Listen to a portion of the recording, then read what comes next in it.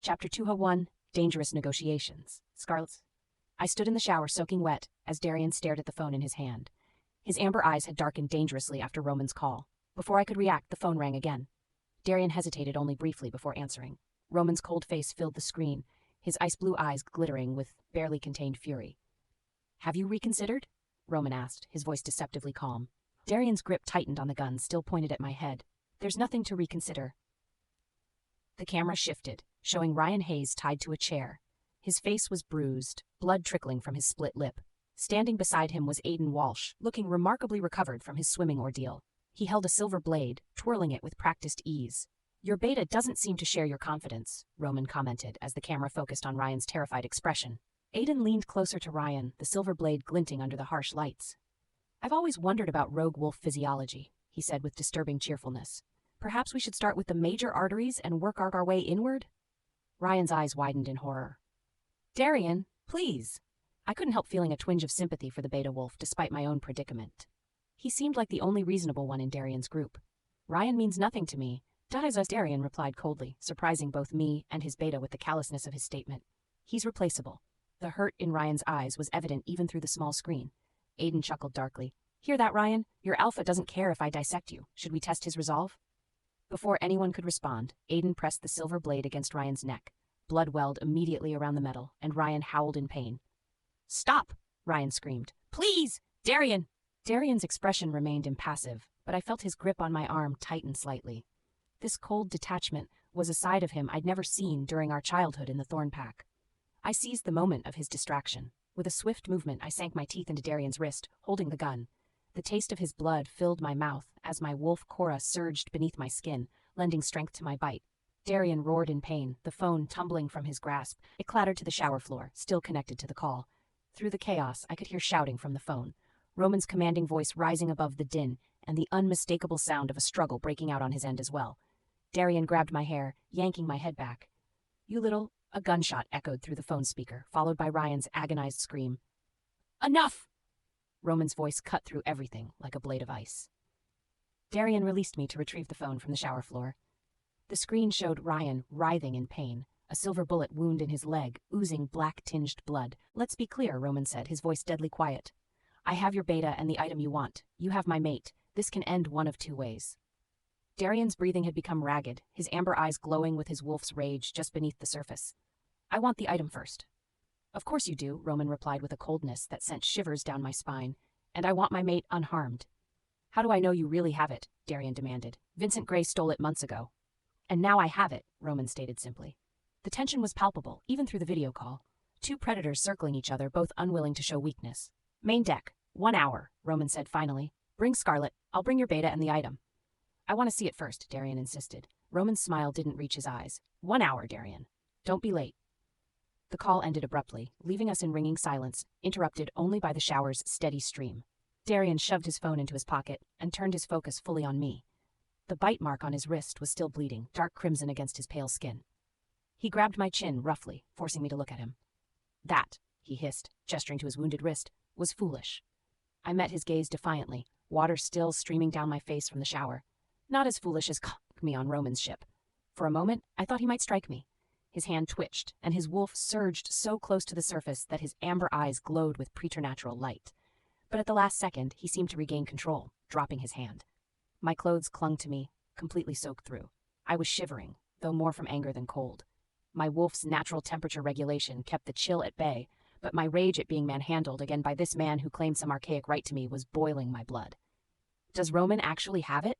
I asked, trying to understand what was happening. What could be so valuable that both men would risk everything? Darian studied me for a moment, his amber eyes searching my face. "What do you know about it?" I tilted my chin defiantly. "Maybe more than you think." A humorless smile twisted Darian's lips. "You don't know anything. Otherwise you'd be more afraid." His cryptic response sent a chill down my spine, one that had nothing to do with my wet clothes. "What is it?" Darian stepped closer, his eyes never leaving mine. "Would you believe anything I told you?" "Probably not," I admitted. He laughed without humor. "And I wouldn't believe anything you said either. So we're at an impasse, aren't we, promised mate?" I bristled at the title. "Stop calling me that. I'm not your promised mate. I never was." "Your father thought differently," he shot back. Liam was not my biological father, I reminded him, water dripping from my hair onto the floor, and even if he had formally promised me to you, which he didn't, it wouldn't matter. I'm bound to Roman now. Darian's eyes darkened dangerously, his wolf surging beneath his skin. I could feel his rage like a physical force in the room, hot and volatile compared to Roman's cold, controlled fury. I watched with morbid fascination as Roman ended the call with Darian Morrison. The Shadow King's expression was terrifying in its calmness, like the eye of a hurricane, deceptively peaceful while destruction gathered around it. "Hunter," Roman commanded without looking away from Ryan Hayes, who was whimpering in pain from his silver bullet wound. "Find Victor Blackwell. Bring him to me." Hunter nodded and disappeared immediately. The Shadow organization was nothing if not efficient. I wandered closer to Ryan, examining his leg wound with professional interest. "Silver poisoning is starting to spread," I observed casually. "You've got maybe 4 hours before it reaches your heart." Ryan glared at me through pain-glazed eyes. "Go to hell," I grinned. "Just making conversation." Roman paced the room, his footsteps measured and deliberate. Despite his calm exterior, I could sense the rage building within him, a cold, deadly force that made my wolf shrink back instinctively. 20 minutes later, Hunter returned with a soaking wet Victor Blackwell. The middle-aged beta was fuming, his expensive suit ruined by the lake water. His face was red from either cold or anger, possibly both. "This is outrageous," Victor sputtered, water dripping from his beard. "You have no right." "Silence," Roman said quietly, and the single word carried enough alpha power to make Victor's mouth snap shut instantly. Victor's eyes darted around the room, widening when they landed on the wounded Ryan. Understanding dawned on his face as he realized he'd stepped into something far more complicated than a simple business dispute. "You're not afraid I'll be offended?" Victor finally managed, his voice somewhat steadier. "The entire Blackwell pack will hear of this treatment." Roman's ice-blue eyes fixed on Victor with terrifying intensity. "The Blackwell pack is welcome to register their complaints. After I deal with Darian Morrison." Victor paled slightly at the implied threat. "The item," Roman continued, stepping closer to Victor. "Where is it?" Victor's bravado faltered under Roman's unwavering gaze. It's not on me, if you'll allow me to lead you." "No," Roman cut him off. "You will tell me exactly where it is, and Hunter will retrieve it." Victor hesitated, clearly weighing his options. Roman turned to Ryan, who was still bleeding from his leg wound. "Let me explain something," Roman said, addressing Ryan, but keeping his eyes on Victor. "Scarlet Winters is not merely my mate. She is the heart of the Thorn Pack, daughter to Luna Catherine and sister to Natalie. Do you understand the significance?" Ryan nodded nervously, sweat beading on his forehead from pain and fear.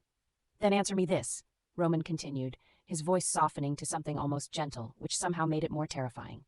"Do you want Darian Morrison to live?" The question hung in the air, its implication crystal clear. Ryan's eyes widened in panic. "I can call him. I can convince him to release her." "That won't be necessary," Roman replied. "Just tell me if you want him to survive this encounter." Ryan swallowed hard. "Yes, please." I couldn't help but laugh, drawing everyone's attention. "Your boss can take anyone, literally anyone, other than Scarlet hostage." I pontificated to Ryan. "But if he's got Scarlet as a hostage, he might as well write Roman a formal invitation to kill him outright." Chapter 202. Dangerous Exchange. Aiden's POV. I couldn't help but smile as I watched Ryan Hayes frantically dialing Darian's number for the 5th time. His hands were shaking so badly he could barely hold the phone, especially with that silver bullet still lodged in his leg. "He's not answering," Ryan whispered, his voice cracking with fear. Roman stood perfectly still, his ice-blue eyes focused on Ryan with such intensity that I almost felt sorry for the beta. "Almost. Try, again." Roman's voice was calm, but the temperature in the room seemed to drop several degrees. Ryan swallowed hard, dialing once more. Sweat beaded on his forehead despite the cabin's cool temperature.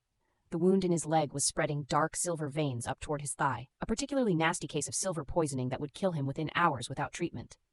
Victor Blackwell, still dripping lake water onto the expensive carpet, had finally calmed down enough to assess the situation. His business instincts seemed to kick in as he studied Roman's deadly focus. "This she-wolf," Victor ventured cautiously. "She's quite important to you."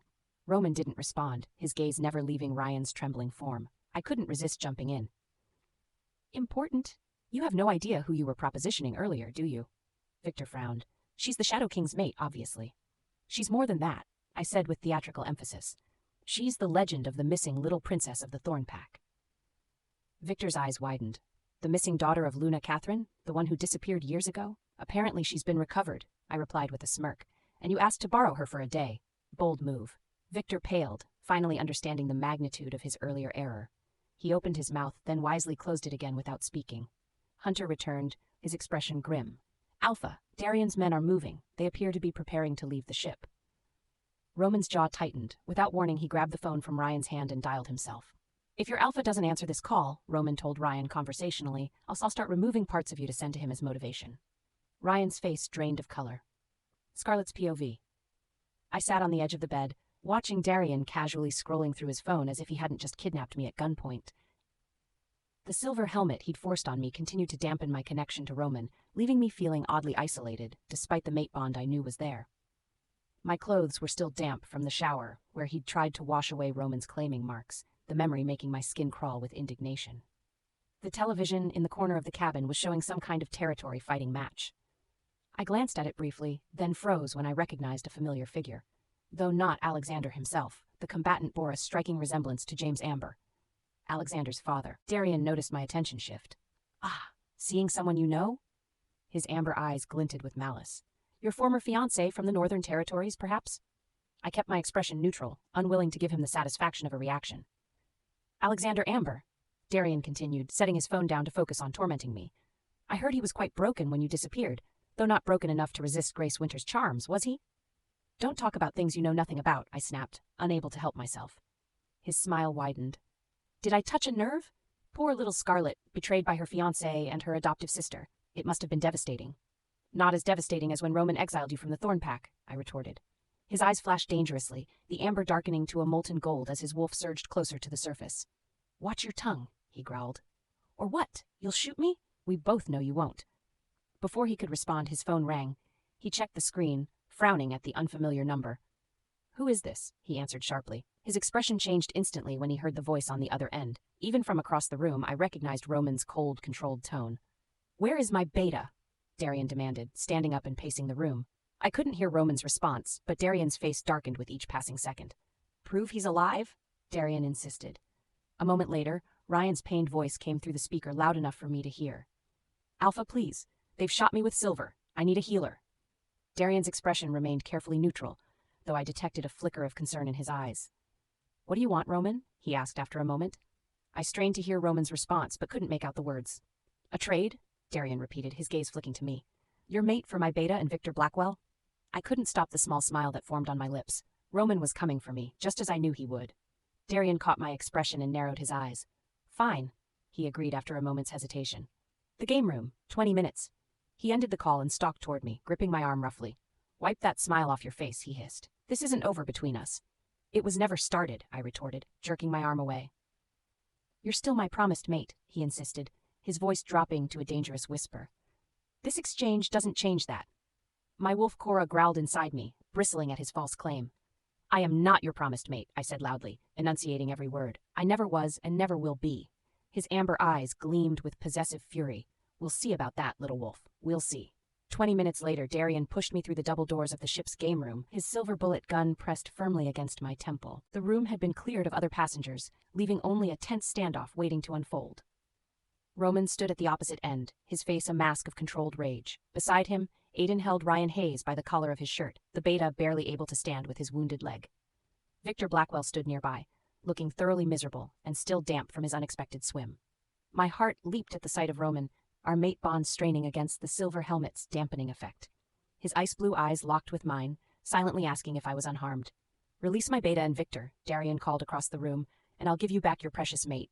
Send Scarlett over first, Roman countered, his voice deadly calm. Darian laughed. That's not how this works, Shadow King. Simultaneous exchange only. Roman nodded to Aiden, who pushed Ryan forward. Victor followed reluctantly, clearly unhappy about being traded like merchandise. Now, Scarlett? Roman demanded. Darian's grip tightened on my arm. He leaned close, his lips brushing my ear. Remember, he whispered, what's between us has never ended. Before I could respond, he shoved me forward roughly, nearly causing me to stumble. I felt rather than saw him grab Ryan and Victor, pulling them back toward his side of the room. I didn't look back. My entire focus was on Roman, who closed the distance between us in 3 long strides. His arms enveloped me instantly, one hand cradling the back of my head as he pressed me against his chest. Are you hurt? He murmured, his voice so low only I could hear it. I shook my head against his chest, inhaling his familiar scent that always made me feel safe. Roman's hands moved to my shoulders, leaning back slightly to examine me. His eyes narrowed when he noticed my damp clothes. Without hesitation, he removed his jacket and wrapped it around me before lifting me into his arms. I didn't protest. After everything with Darian, being in Roman's arms felt like coming home.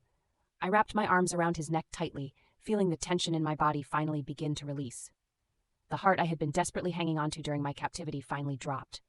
I buried my face in his neck, inhaling the scent of him that made me feel comfortable as he carried me away from the scene of my captivity. Chapter 203, Family Disputes and Urgent Warnings. These should fit better, I said to myself, pulling on a dry sweater from the wardrobe in our cabin. My hair was still damp from Darian's attempt to wash away Roman's claiming marks. The memory made my skin crawl. I touched my neck gently, reassuring myself that the marks were still there, permanent proof of my bond with Roman. A soft knock at the door interrupted my thoughts. "Are you ready?" Roman's voice came through, controlled and even. I opened the door to find him waiting, his ice-blue eyes immediately scanning me for any signs of distress. The intensity of his gaze made my heart skip. "Yes," I answered, trying to sound stronger than I felt. "Where are we going now?" Roman's jaw tightened slightly. "To find someone. Be good."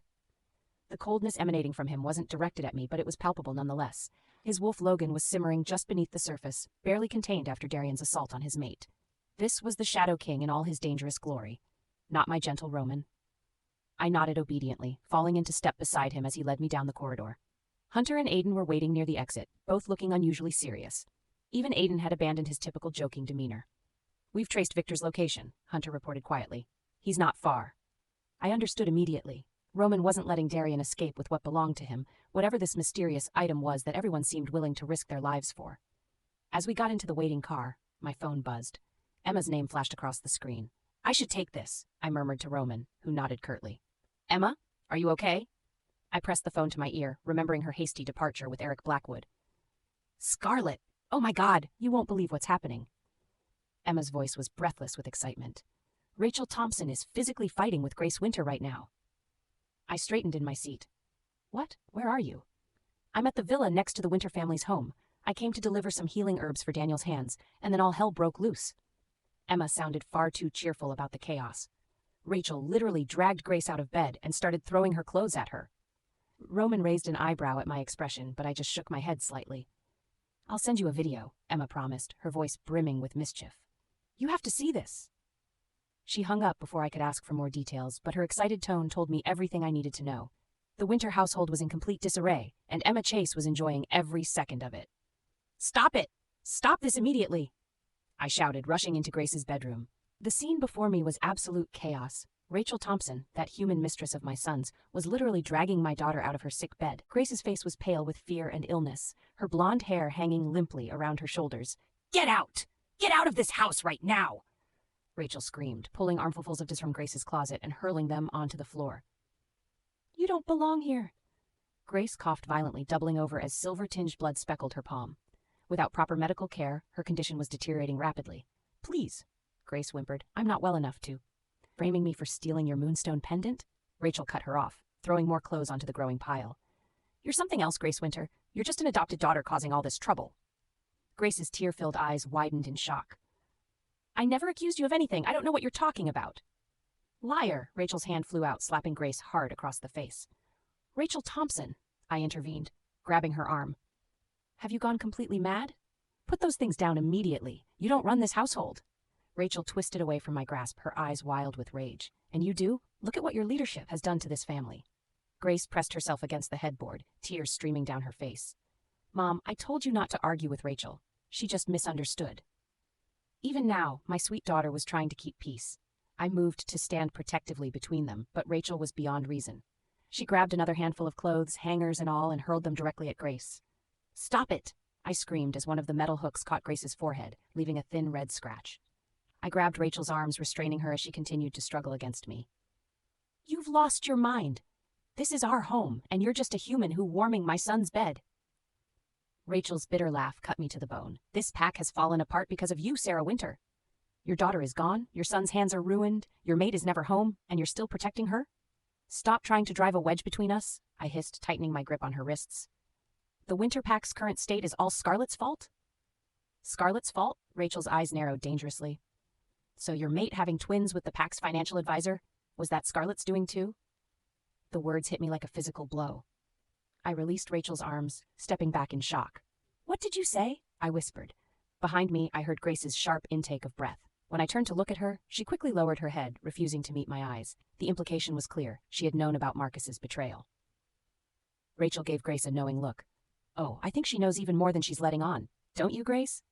And, send, I exclaimed triumphantly, pressing the button to deliver the video to Scarlett. The chaos at the Winter House was better than any reality TV show. I couldn't resist calling Scarlett again to make sure she watched it. Look how dramatic the Winter Pack is. It's like a roller coaster ride. I laughed when she picked up. Sarah's face when Rachel mentioned the twins. Priceless.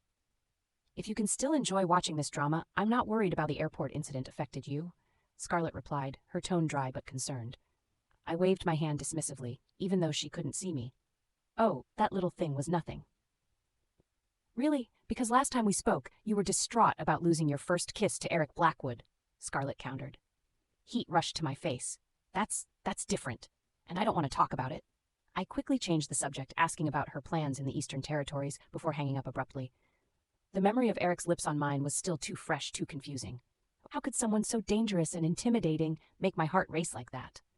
I was about to leave the borrowed villa when my phone rang again. My mother's name flashed on the screen. Emma. My mother's voice was tight with urgency when I answered. Leave the territory immediately. What? Mom, what's happening? I asked, suddenly alert.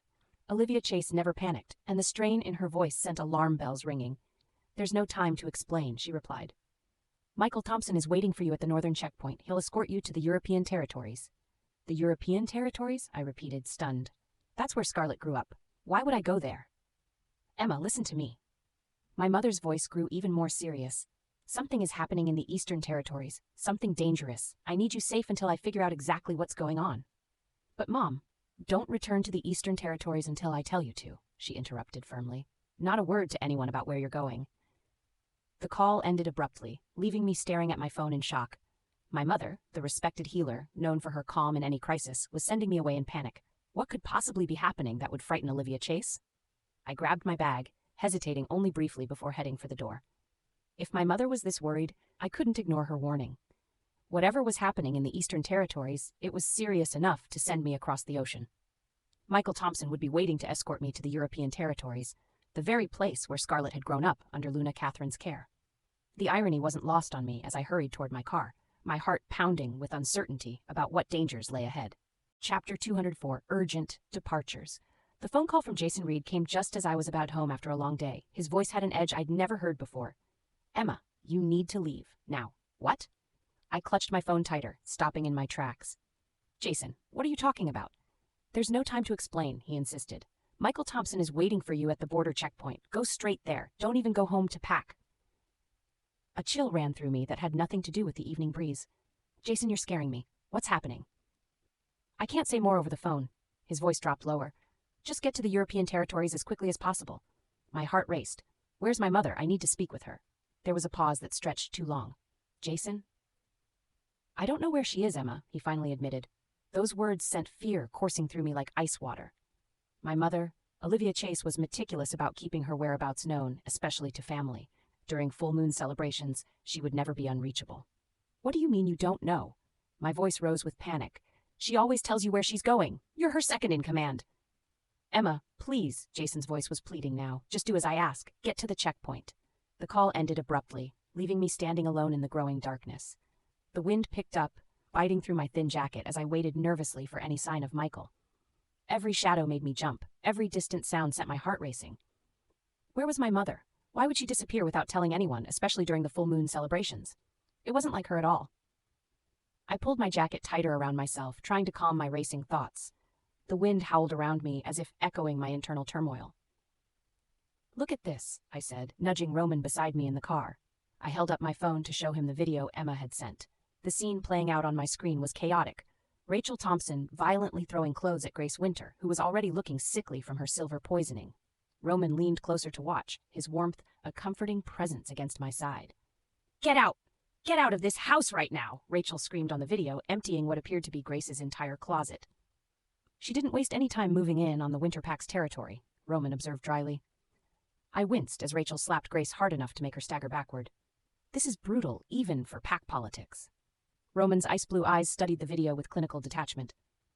Your friend Emma still has energy to record pack drama, despite what happened at the airport? Emma finds other people's drama entertaining, I explained, remembering my friend's fascination with pack politics. It's her coping mechanism, I think. Just as the video ended, my phone rang. Natalie's name flashed on the screen. It's Natalie, I told Roman, feeling a surge of warmth at the thought of speaking to my adoptive sister. I quickly answered, Natalie? Scarlet? Thank the moon you're safe, Natalie's voice came through, relief evident in her tone. Roman leaned closer to hear. Where are you, Natalie? Roman, I'm actually on Scarlet's cruise ship, she replied, her voice lowering slightly. I saw Darian Morrison here. I felt Roman stiffen beside me. Did he see you? He demanded. No, I stayed hidden, Natalie assured him. But Roman, what's going on? Why is he here? And why did I hear there was a hostage situation involving Scarlet? Roman's jaw tightened. Darian still possesses something valuable. That's the only reason I haven't eliminated him yet. There was a pause on the other end of the line. I respect your decision, brother, Natalie finally said. But please protect Scarlet. Don't let him near her again. Are you by yourself? Roman asked, changing the subject with a frown. I'm with Michael, Natalie replied, but her tone sounded off, almost strained. Roman caught it too. What's wrong? Is something happening with Michael? It's hard to find him right now, Natalie said vaguely. But I'm not in the mood to discuss it. Natalie, what's going on? Roman pressed, his protective instincts clearly kicking in. It's fine, Roman, she replied hastily. I need to go. I'll call you later. The line went dead before either of us could respond. Roman stared at the phone, his expression troubled. Something's wrong. Natalie never hangs up on me. I placed a comforting hand on his arm. Should we go back for her? No, he said after a moment's consideration. She's capable of handling herself, and she has Michael with her. As he leaned back, his gaze fell on my neck. His expression darkened instantly. What are these? His fingers gently traced red marks I hadn't even noticed. I touched my neck self-consciously, remembering Darian's rough handling in the shower. Darian tried to wash away your claiming marks. Roman's eyes flashed dangerously, his wolf Logan surging just beneath the surface. He touched your claiming marks? I hit him with the shower head, I added quickly, hoping to diffuse his anger. It had the opposite effect. Roman's expression became murderous. Hunter? He called to his beta in the front seat, his voice deadly calm. Yes, Alpha? Hunter replied immediately. Cut off some claws, Roman ordered cryptically. Start with Elio and Jake Turner. I recognize those names, Darian's most trusted right-hand men. Hunter nodded without hesitation. Consider it done. Aiden, who had been uncharacteristically quiet, shifted uncomfortably beside us.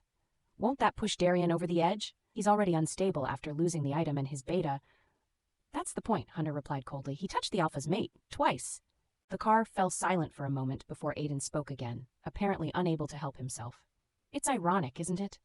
Scarlet was originally promised to Darian by arrangement between their fathers, but ended up with Roman instead. The temperature in the car seemed to drop several degrees. Hunter shot Aiden a death glare that would have silenced anyone with an ounce of self-preservation. Roman delivered a swift kick under the table that made Aiden yelp. Do you ever think before you speak? Hunter hissed at Aiden. Before Aiden could dig himself deeper, Roman reached for a button on the car door. The privacy partition began to rise, separating us from the others. Once we were alone, Roman pulled me onto his lap with surprising gentleness despite the anger I could feel radiating from him. You're mine, he growled softly, his lips brushing against mine. No ancient promise, no pack politics, nothing will change that. I started to pull back, still feeling self-conscious about our new relationship after years as siblings. Roman, the others. Can't see us, he finished, his hand cupping my face. And I don't care if they could.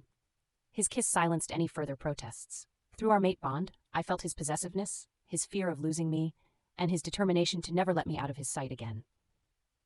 Despite my initial resistance, I surrendered to the feeling, my body molding to his as if we were made to fit together.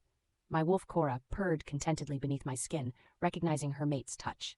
In that moment, safe in Roman's arms, Darian Morrison and his threats seemed very far away. Chapter 205, Truth Exposed.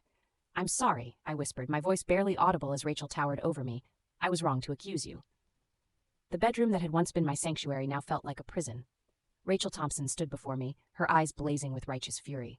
My adoptive mother, Sarah, watched from the doorway, her expression torn between disbelief and disappointment. Sorry? Rachel scoffed, tossing another handful of my designer clothes onto the growing pile on the floor. You nearly destroyed my reputation in this pack. You had everyone believing I stole your precious moonstone necklace. I coughed violently, the silver poisoning in my system making each breath a struggle. Black veins had begun spreading across my chest, visible beneath my thin nightgown. Please, I gasped between coughs. I already apologized. I was confused. The medication for the silver poisoning. Stop making excuses. Rachel's hand connected with my cheek in a stinging slap that sent me reeling backward. Sarah rushed forward.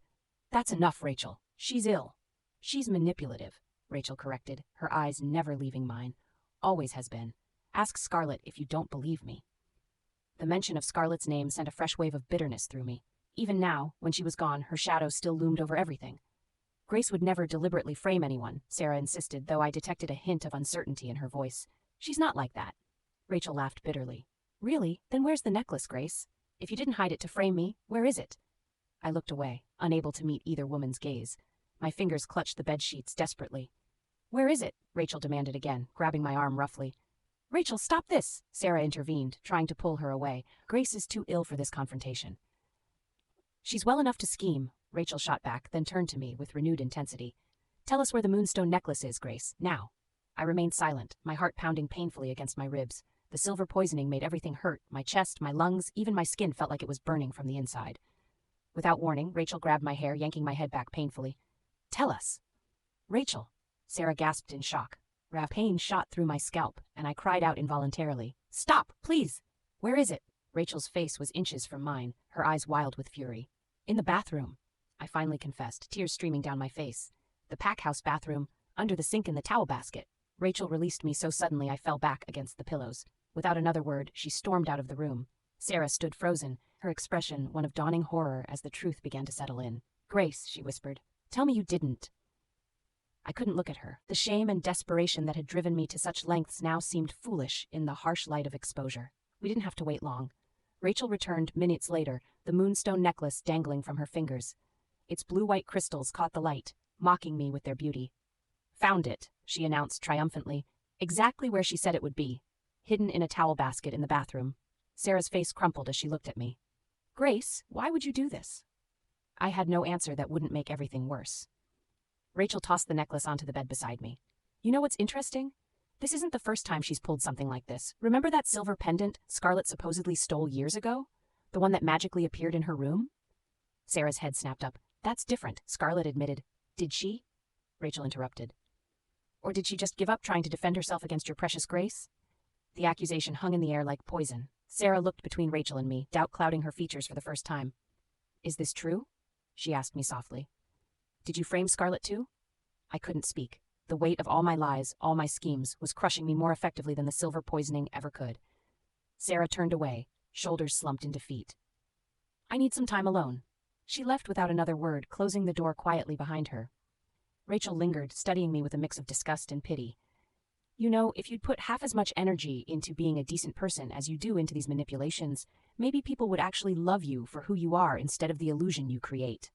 With that parting shot, she too left, leaving me alone with my thoughts. I curled into myself, sobs racking my poisoned body. Why did everyone have to compete with me? First Scarlett, stealing Roman's attention when I'd visited the Eastern Territories years ago, then returning to take Alexander's heart despite our engagement. And now Rachel, fighting for her place in the winter pack. Why? I cried out to the empty room. Why can't I just be enough? Even Alexander had changed toward me. Where once he'd been devoted, now his eyes held doubt. Was it because of the silver poisoning weakening me? Or had he somehow sensed the darkness I kept hidden? I clutched the moonstone necklace, its cold weight a reminder of how far I'd fallen. And for what? To protect a place that might not even be mine much longer. I can't believe Maxwell Blackwell just handed it over like that, Aiden remarked, settling back in his seat as our car pulled away from the Blackwell territory. I leaned against Roman's shoulder, exhaustion finally catching up with me after the ordeal with Darian. Roman's arm tightened protectively around my waist. Maxwell has always been more reasonable than his brother, Roman replied, his voice a comforting rumble against my ear. He understands the value of maintaining good relations with the Thorn Pack.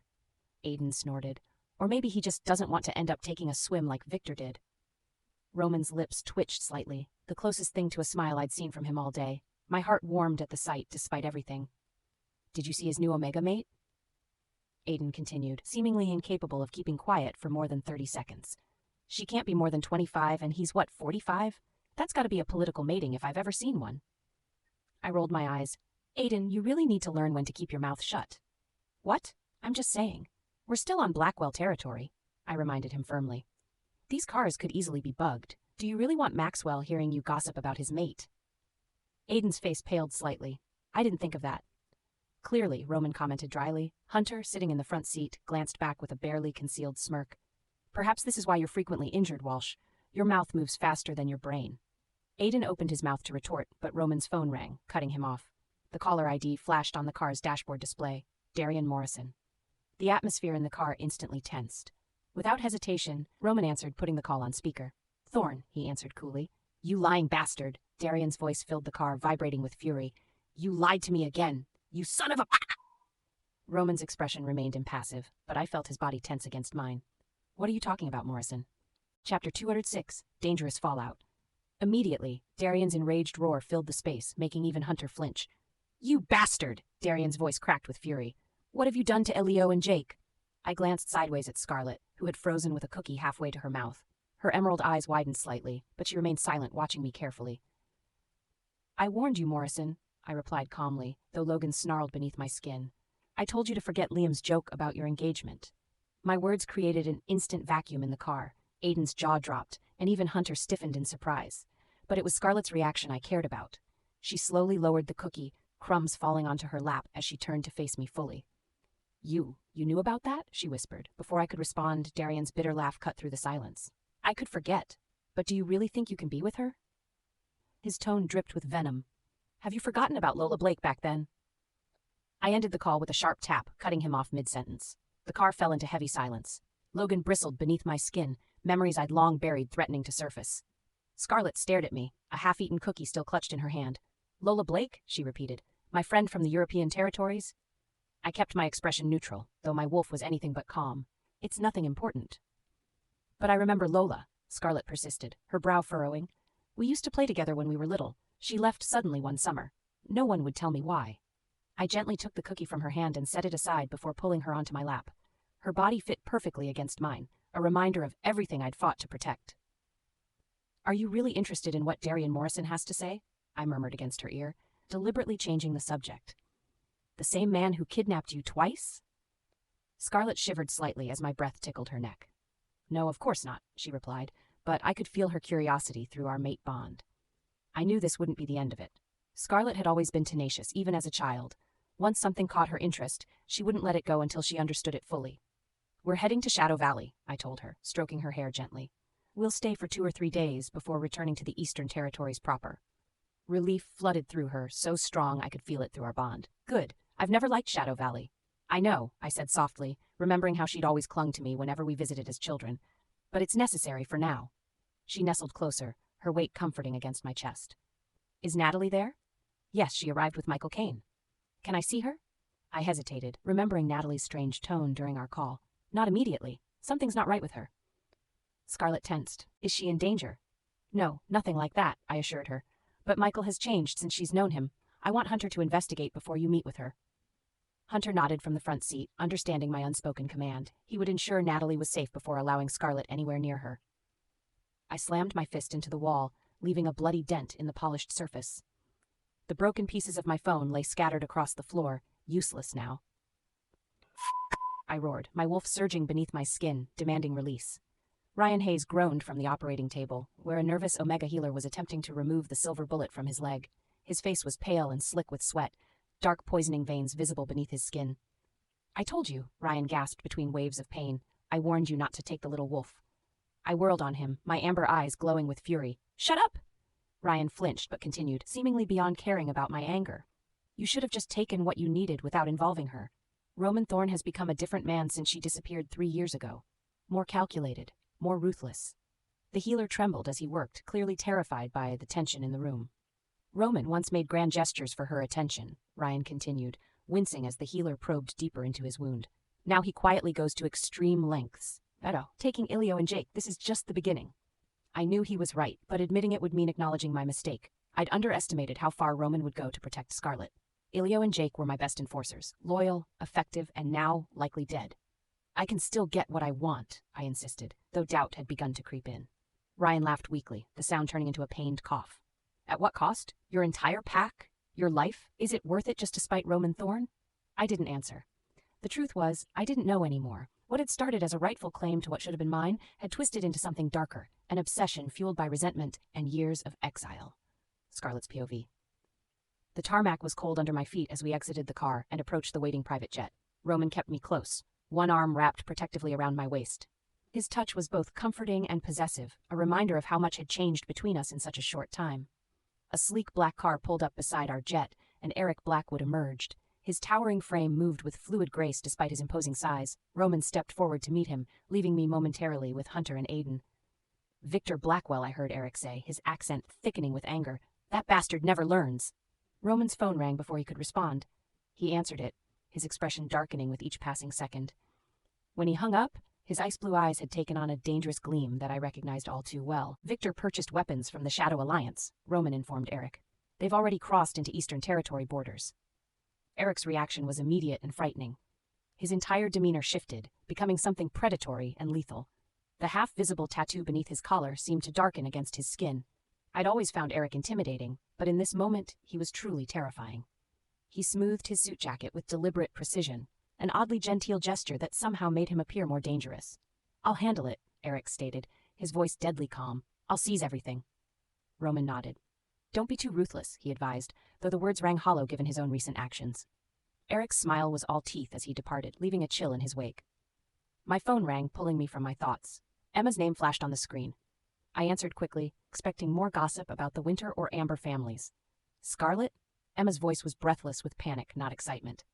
Emma, what's wrong? I'm coming to the Eastern Territories, she blurted out. Right now. My mother called me and told me to leave immediately. She wouldn't tell me why, just that it was urgent. Wait, slow down, I said, concern rising in my chest. Where are you now? On a private jet, she replied, her voice wobbling. I didn't even have time to pack anything. Scarlet, I'm scared. My mom has never acted like this before. Roman had moved closer, listening to my conversation with interest. When will you arrive? I asked Emma. A few hours, I think. Will you be there? I don't know anyone in the Eastern Territories. I'll try, I promised, though I knew it would depend on Roman. Stay calm, okay? I'm sure everything will be fine. After ending the call, I turned to Roman. Emma's coming to the Eastern Territories. Her mother called her urgently but wouldn't explain why. Roman's expression was thoughtful. Interesting timing. She and Eric will likely cross paths. What do you mean? A small, knowing smile played at the corner of his mouth. Sometimes paths align in unexpected ways. Emma and Eric, they might have some unexplainable connection or fate. The implication was clear from his tone. I remembered Emma's distress about her stolen first kiss with Eric and wondered if Roman might be right. Could there be something between them? The nervous healing apprentice and the dangerous European alpha? Chapter 207, Violent Retribution. I winced as Darian's boot connected with Victor Blackwell's stomach for the third time. The wealthy beta doubled over, gasping for air, his expensive suit now covered in dirt and blood. Please, Victor wheezed, holding up his hands in a feeble attempt to shield himself. I didn't know she was your promised mate. Darian's amber eyes glowed with an unnatural light, his wolf surging dangerously close to the surface. He grabbed Victor by the collar, lifting him halfway off the ground with terrifying ease. You asked to borrow her, Darian snarled, his voice barely human. You looked at what's mine and dared to proposition her. The vein in Darian's forehead pulsed visibly. I'd seen my alpha angry before, but this was different. This wasn't just rage, this was possession in its most primal form. Victor's face had gone white with fear. It was a business proposition. I didn't mean anything by it. A business proposition? Darian's laugh was hollow and cold. To use my promised mate? What happened next made even me, a hardened beta, want to look away. Darian threw Victor to the ground and delivered a savage kick directly between his legs. The special silver-tipped boots he wore, designed to cause maximum damage to werewolves, connected with devastating precision. Victor's scream echoed through the warehouse, a high, keening sound that didn't even sound human anymore. My brother will hunt you down for this, Victor gasped when he could finally speak again, curled into a fetal position. Darian crouched beside him, his voice eerily calm. Tell your brother to send his best. I've been evading the Shadow King himself for 2 years. The Blackwells don't concern me. He stood up, nodding to our enforcers who had been watching the scene with carefully blank expressions.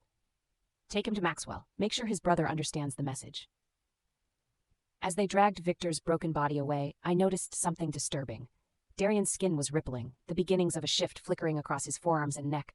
His wolf was pushing so hard against the surface that he couldn't fully contain it, something I'd never seen happen to him before, not even during the most intense pack battles.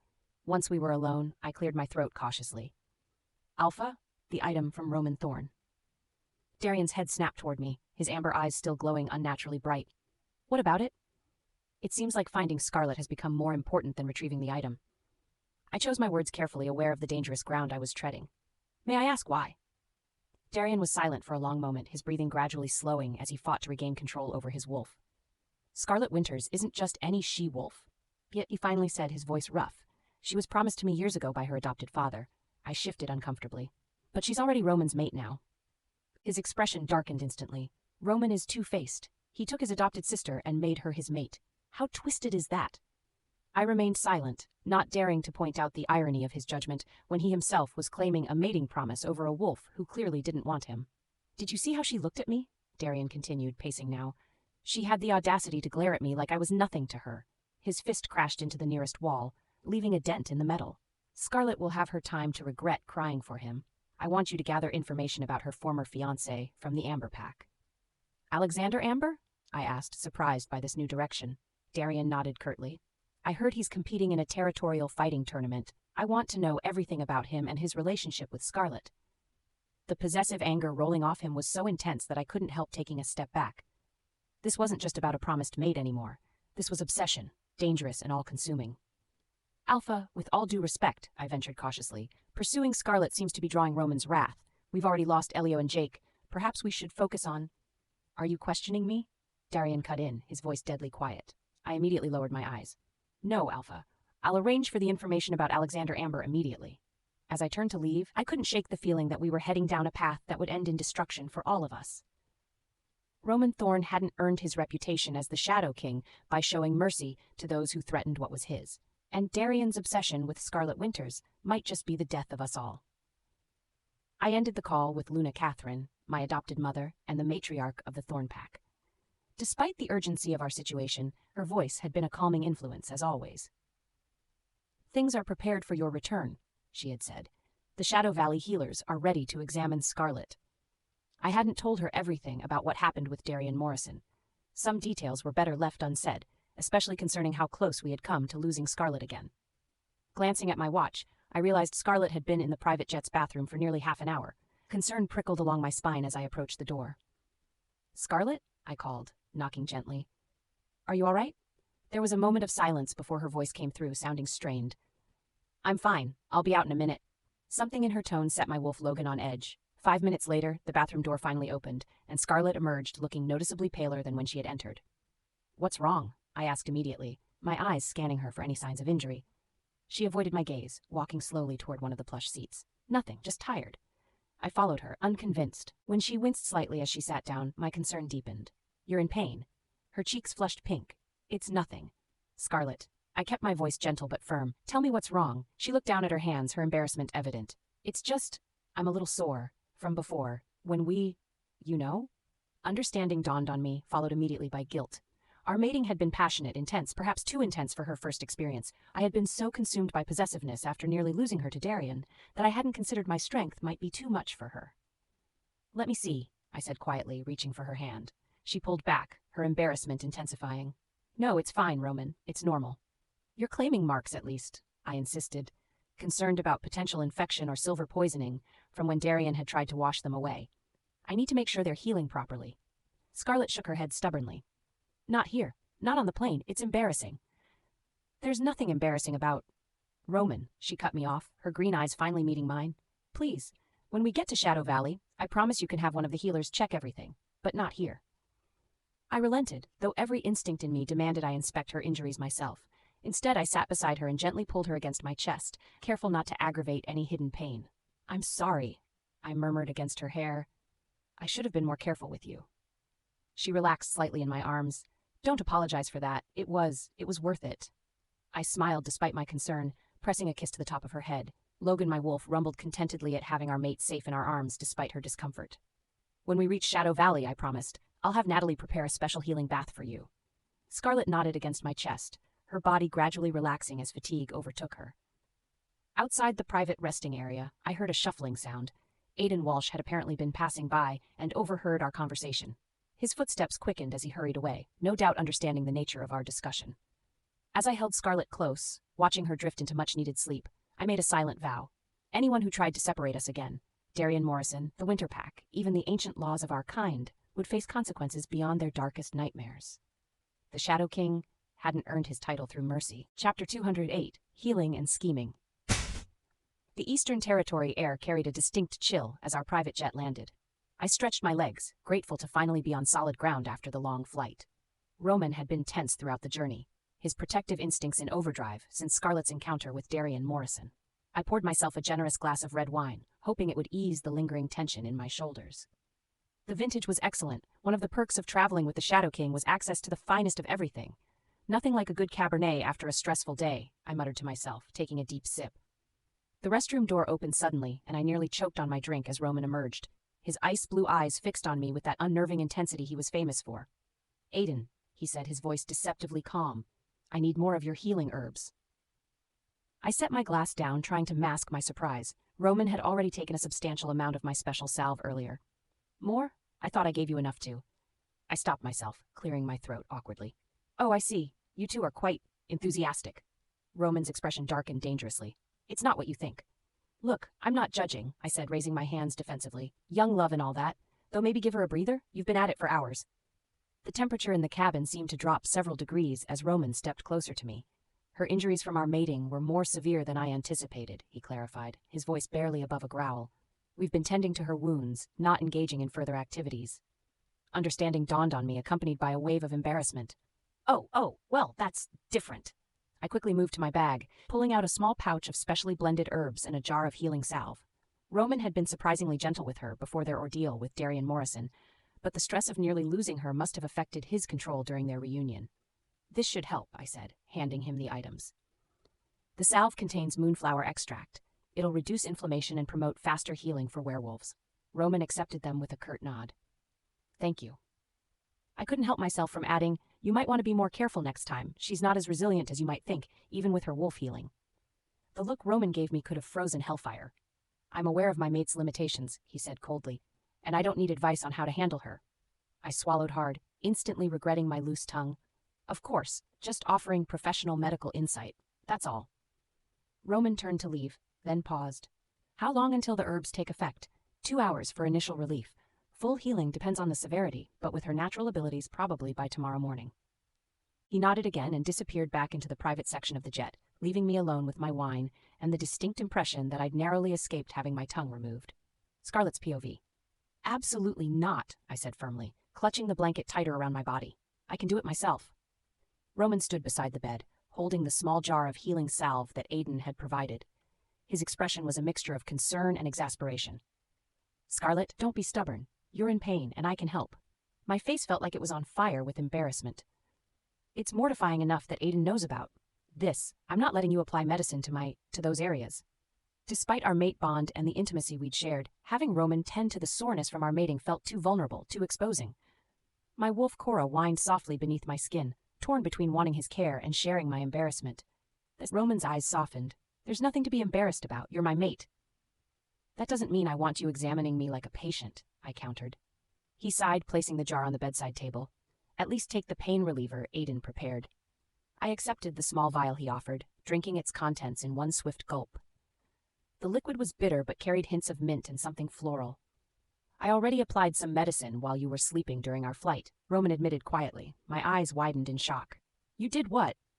"You were exhausted after everything with Darian," he explained, his tone matter of fact. "You didn't even stir when I treated your injuries." "Roman," I gasped, feeling betrayed and cared for simultaneously. "You should have woken me." He sat beside me on the bed, his weight creating a dip that gently pulled me toward him. "You needed rest more than you needed pride." I wanted to be angry, but his concern was so genuine that my indignation faltered.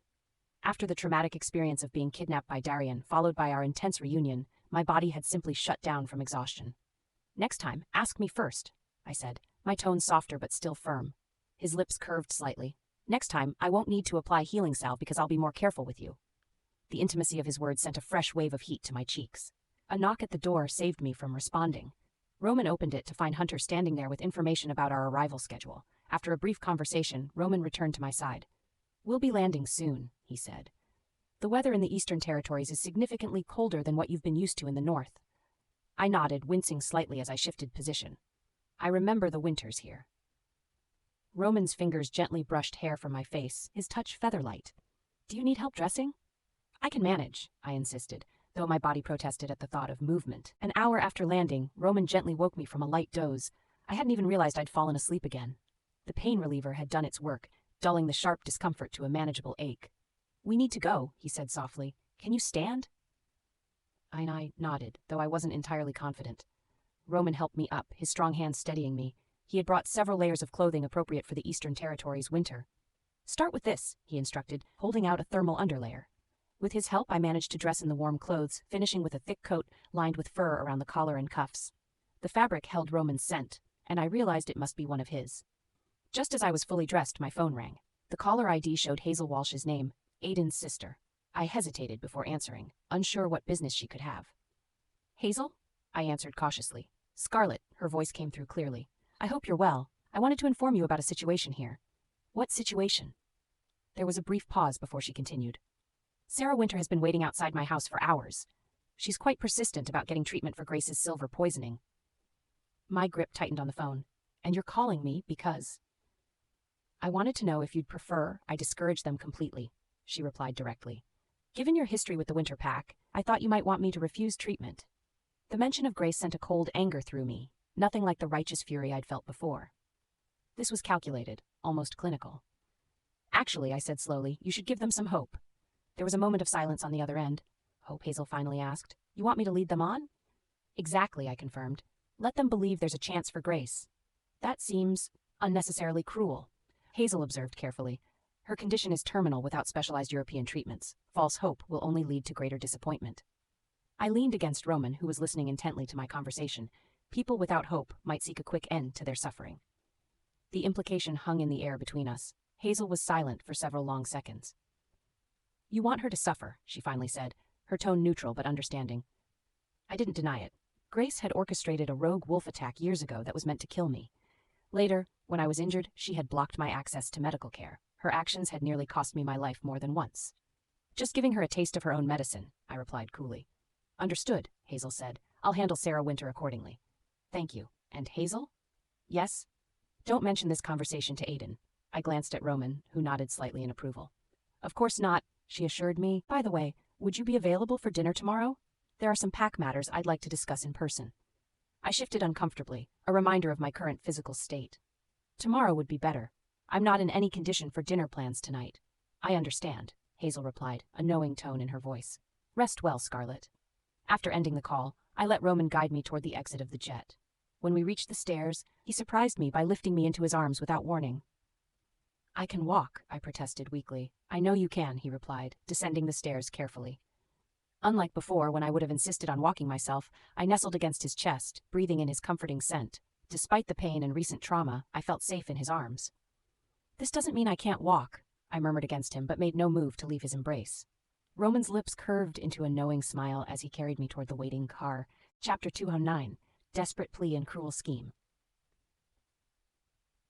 The morning air bit into my skin as I stood outside the Walsh family residence, pacing back and forth. I'd been waiting for nearly 2 hours, my anxiety growing with each passing minute. The guard wolves had informed Hazel of my presence, but she clearly wasn't in a hurry to see me. Finally, the ornate wooden door opened, and Hazel Walsh emerged. Despite the casual jeans and sweater she wore, she carried herself with the authority befitting her status as a renowned European healer. Sarah Winter, she acknowledged coolly. To what do I owe this unexpected visit? I rushed forward, abandoning all pretense of dignity. Please, Hazel. You have to help my daughter. She's dying. Hazel's expression didn't change. Which daughter? The question stopped me short. Her tone was deliberately pointed, making me uncomfortable. Grace, I clarified, swallowing hard. The silver poisoning is spreading. She coughed up blood again yesterday. Hazel crossed her arms, leaning against the doorframe. I see. I thought perhaps something had happened to your biological daughter, Scarlett. I flinched at the mention of her name, the girl who had caused so much trouble since returning to the Northern Territories. Scarlett is fine, I muttered, trying to redirect the conversation. It's Grace who needs help. Please, Hazel. I'll pay anything. Hazel studied me for a long moment, her eyes assessing. I'll come see Grace, she finally said, but not because you asked. Relief flooded through me. Thank you. When can you? Scarlett called me, she continued, cutting me off. She specifically asked me to help Grace. I froze, disbelief washing over me. Scarlett asked you to help Grace? That can't be right. And why not? Hazel's eyes narrowed. Because Scarlett hates Grace, I said without thinking. She would never want to help her. She probably wishes Grace was dead. Hazel's laugh was cold and humorless. Is that what you think of your biological daughter? That she's some kind of monster? I looked away, uncomfortable with her direct gaze.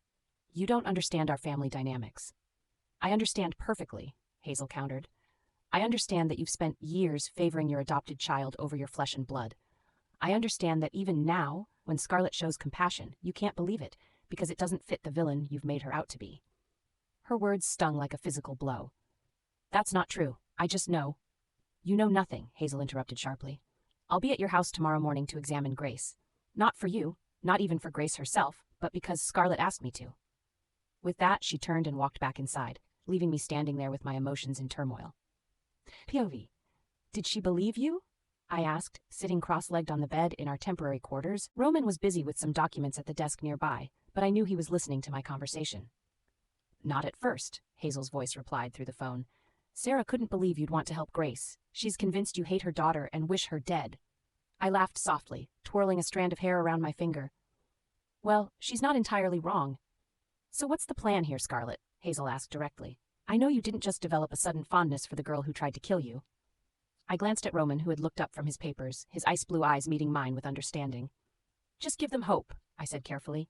"Tell them there's a treatment, but it's complicated, very complicated." Hazel was silent for a moment. "You want me to make impossible demands, don't you?" "The treatment will require rare herbs," I continued, ignoring her question. "Perhaps some that can only be found in the Eastern Territories. Maybe even ingredients that require special permissions from multiple pack alphas." "I see," Hazel replied, comprehension dawning in her voice.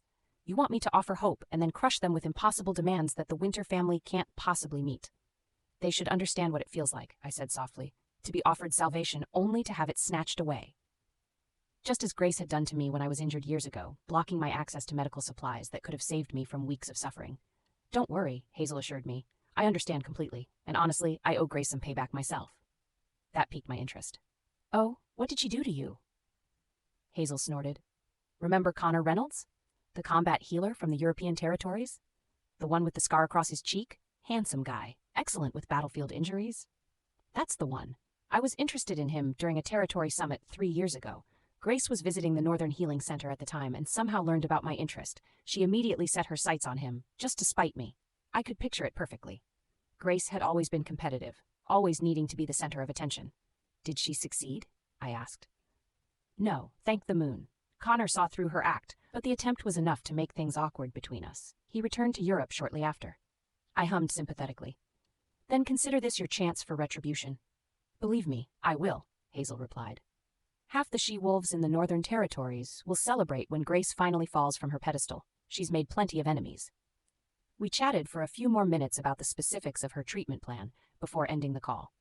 I set my phone aside, suddenly feeling a strange weight in my chest. I moved across the room to where Roman sat and embraced his arm, resting my head against his shoulder. Do you think I've become a bad person? I asked quietly. Roman turned in his chair, pulling me onto his lap with gentle hands. Why would you think that? I sighed, leaning into his warmth. I wasn't like this before I left the Thorn Pack. I didn't plot revenge or take satisfaction in others' suffering. Roman brushed a strand of hair from my face, his touch tender, despite the power I knew those hands possessed. You adapted to survive, he said simply. The Northern Territories changed you because they had to. You faced cruelty and learned to respond in kind. His words were comforting, but didn't entirely ease my concern. But what if you don't like who I've become? I whispered, voicing my deepest fear. The idea of disappointing Roman had always been unbearable, even more so now that we were mates. Roman's laugh was warm against my hair. My little wolf, I accepted you when you were a crying pup hiding in closets. I loved you when you were a rebellious teenager, challenging my authority at every turn. His finger tilted my chin up, forcing me to meet his gaze. Do you really think I would reject you now because you've developed a taste for vengeance? A slow smile spread across my face. So you're fine with my vengeful nature? More than fine, he assured me, his eyes gleaming with something dangerous and thrilling. Anyone who offended my little princess deserves to be punished. My heart warmed at his words, at the unconditional acceptance I found in his arms. For a brief moment, I remembered how Sarah had always sided with Grace during our conflicts, how she'd lectured me about being kinder to Grace, about treating us both the same. But Roman wasn't like that. He didn't expect me to forgive those who had hurt me. He understood my need for justice, or perhaps revenge. His acceptance comforted me in ways I couldn't fully express. In that moment, secure in Roman's embrace, I knew that no matter what darkness grew within me, he would never turn away. And that certainty was more powerful than any revenge could ever be. Chapter 210, The True Meaning of Love. Roman's fingers entwined with mine as we sat in the back of the car headed toward the Eastern Territories. The privacy partition was raised, giving us a rare moment of solitude after the chaos of the past few days. How are you feeling? He asked, his ice-blue eyes scanning my face with concern. Better, I admitted, though my body still ached from both our intense mating and the ordeal with Darian Morrison. Without warning, Roman leaned forward and captured my lips in a kiss that made my heart race. His hand gently cupped my face, thumb caressing my cheek as his mouth moved against mine with practiced precision. I melted into him, our mate bond humming with contentment. When he deepened the kiss, I felt a flutter of panic rise in my chest. My injuries from our mating were still tender, and I wasn't sure I was ready for more intimacy so soon. "Roman?" I whispered against his lips, pulling back slightly. "I don't think I can." He smiled, tracing his finger along my jawline. "I know, little wolf. I'm not planning to fully claim you again until you've healed." The relief must have shown on my face because he chuckled, pressing a gentler kiss to my forehead. "That doesn't mean I can't kiss you," he murmured, his voice deepening in a way that made Cora purr beneath my skin. I felt heat rise to my cheeks. "It's hard to tell where kissing ends and everything else begins with you." His eyes darkened with desire, but he maintained his control. "I can be patient when it matters." We fell into a comfortable silence, my head resting against his shoulder as the Eastern Territory landscape passed outside our window. Snow dusted the evergreen trees, creating a winter wonderland that reminded me of my childhood here. "Can I ask you something?" I said after a while, my fingers tracing patterns on his palm. "Anything." I hesitated, unsure how to phrase my question. "If I ever hurt Natalie, would you still take my side?" Roman's body stiffened slightly. "Why would you hurt Natalie?" "I wouldn't," I clarified quickly. "It's hypothetical. I've been thinking about the winter pack and how Sarah always favored Grace over me, even though I was her biological daughter." Understanding dawned in his eyes. He turned to face me fully, taking both my hands in his. "The winter pack raised Grace to be selfish and entitled," he said firmly. "They taught her that her needs came before everyone else's, including yours. We would never raise someone like that in the Thorn Pack." His words eased something in my chest that I hadn't realized was tight. "But you've always protected me, given me everything I wanted." "There's a difference between protection and spoiling," Roman explained, his thumb rubbing circles on the back of my hand. "Yes, we cherished you, but we also guided you. When you made mistakes, we helped you learn from them rather than excusing them." I thought back to the strict training Natalie had put me through, the discipline that had saved my life when Darian captured me. "We taught you strength, Scarlet," Roman continued. "Not entitlement. That's why you're nothing like Grace, and the Thorn Pack is nothing like the Winters." The conviction in his voice settled something deep within me. His ice blue eyes held mine, intense with certainty. "We're nothing like them," he repeated firmly. I leaned into him, grateful for his understanding. "Thank you. Besides," he added with a hint of amusement, "I can't imagine a scenario where you would deliberately hurt Natalie. Your wolf practically sees her as a litter mate." Cora rumbled in agreement beneath my skin. The bond I shared with Natalie had always been special, different from the one I had with Roman, but precious in its own way. Third person's POV. The Winter Pack house was filled with a tense silence as Hazel Walsh followed Sarah Winter through the main hall. The elegant furniture and traditional pack symbols did nothing to hide the discord that had descended on what was once considered the most harmonious pack in the Northern Territories. "Grace is upstairs," Sarah explained, her voice strained. "Her condition has worsened significantly in the past day." Before they could reach the staircase, Rachel Thompson stepped into their path, her arms folded across her chest and her expression defiant. "If we're bringing in healers, they should look at Daniel first," she declared, loud enough for everyone nearby to hear. "His hands are permanently damaged because of your precious Grace's schemes." Sarah's face flushed with anger. "Grace is dying from silver poisoning. Daniel's injuries can wait." Rachel stepped closer, her human status making her either brave or foolish in challenging a she-wolf. "Of course," she sneered. "Your adopted daughter always comes first, doesn't she? Even before your biological son. Even before your own grandchild." Sarah's wolf rose dangerously close to the surface, her eyes flashing with golden light. "How dare you?" "Rachel has a point," came Daniel's voice from the top of the stairs. He stood there awkwardly, his bandaged hands held stiffly at his sides. The silver damage inflicted by Roman Thorn's alpha power had left blackened veins running up his forearms. Sarah looked between her son and Rachel, clearly torn. The struggle played across her face, her loyalty to her adopted daughter warring with the undeniable truth of Rachel's accusation. "Fine," she finally conceded, her voice brittle. "Hazel, please look at Daniel's hands first." Hazel nodded, unsurprised by the family drama. After all, Scarlett had prepared her for exactly this scenario, though she kept her face carefully neutral.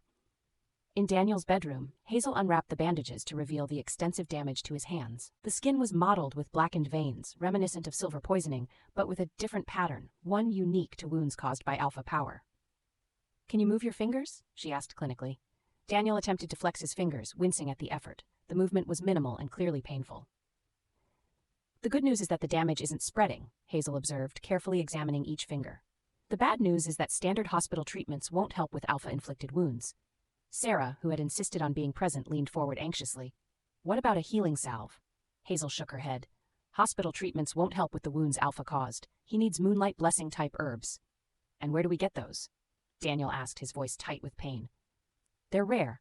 Extremely rare, Hazel explained, rewrapping his hands with fresh bandages. And expensive. They only grow in certain parts of the Eastern Territories under very specific conditions. Sarah's face fell. But they could help him? Possibly, Hazel replied noncommittally. I'll need to consult with other healers. After finishing with Daniel, Hazel left to examine Grace, leaving Rachel and Daniel alone in the bedroom. The tension between them was palpable. You just had to make a scene, didn't you? Daniel accused, his voice low and angry. Every time we have visitors, you create drama. Rachel's eyes flashed with defiance. I won't apologize for demanding respect for you and our child. This isn't about respect. This is about you constantly antagonizing my mother. Rachel paced the room, her movements jerky with suppressed rage.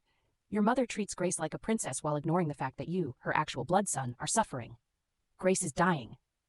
And you could lose the use of your hands forever, Rachel countered, slamming her fist against the dresser. What then, Daniel? How will you hold our child? How will you function as pack heir? Her anger exploded suddenly as she swept her arm across the dresser, sending perfume bottles and trinkets crashing to the floor. The ceremonial pack bowl, a symbol of Daniel's position, shattered into pieces. Rachel! Daniel exclaimed, horrified. That was a family heirloom. She turned to him, her eyes bright with unshed tears and determination. I won't be pushed aside like Scarlet was. Unlike Scarlet, I plan to fight back and make everyone in this pack miserable if I can't be happy. I have your child! Daniel's wolf cowered slightly beneath his skin at the intensity of her declaration. The Eastern Territorial Estate was exactly as I remembered, imposing yet oddly comforting with its familiar scents and sights. The moment we arrived, Roman instructed Hunter to call a healer for me. Is that really necessary? I asked, embarrassed by the attention. Yes, Roman replied firmly. I want to make sure you're healing properly. I was settled into a comfortable bedroom that smelled faintly of Roman, suggesting he had spent time here recently. The furniture was elegant yet practical, much like everything in the Thornpack territories. A gentle knock at the door announced the arrival of a female beta healer named Samantha. She was professional and kind-faced, but I still felt mortified at the thought of her examining my mating injuries. I'd rather not, I told her, pulling the blanket tighter around myself. I'm sure it's healing fine. Samantha smiled patiently. Alpha Roman was quite insistent, Miss Scarlet. I'm sure he was, I muttered, my face burning with embarrassment. The door opened again, and Roman himself entered. He dismissed Samantha temporarily with a nod before sitting beside me on the bed.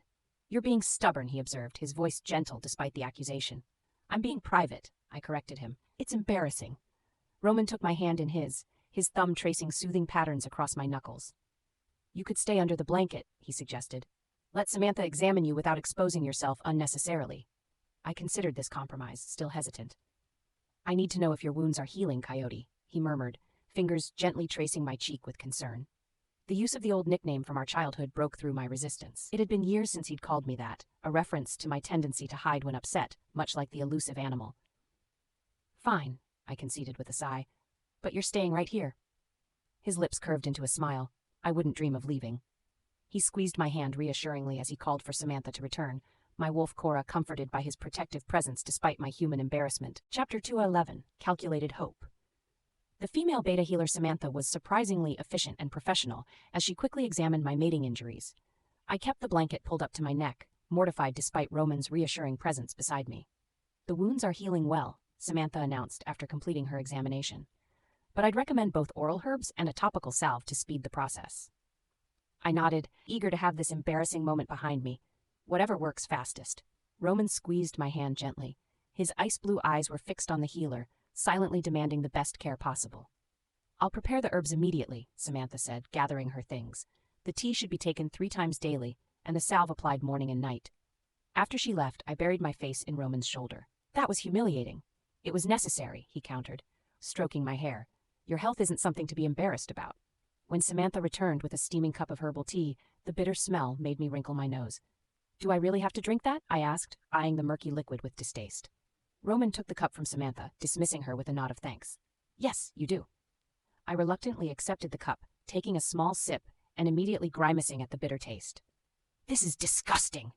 Roman reached into his pocket and produced a small dark berry. Here, chew on this first. It'll make the tea taste sweeter. I popped the berry into my mouth, surprised by its intense sweetness. When I took another sip of the tea, the bitterness was significantly dulled. "Better?" he asked, watching me drink. I nodded, gradually emptying the cup. "Where did you learn that trick?" "Natalie taught me," he replied. "She used it when we were children and Luna Catherine made us drink healing tonics." The mention of our adoptive sister made me smile. "Is she still at Shadow Valley? I want to see her." Roman's expression turned serious. "Soon. I need to attend to some Shadow Organization matters first, especially with Eric investigating those weapons Victor Blackwell purchased." I set the empty cup aside. "And Emma? Have you heard anything about her arrival?" "Hunter is tracking her flight. It's concerning that her mother sent her away so urgently." His brow furrowed. "The timing suggests she might know something about the current territorial disturbances." He stood, adjusting his jacket. "You should rest while I handle these matters. The herbs will make you drowsy anyway."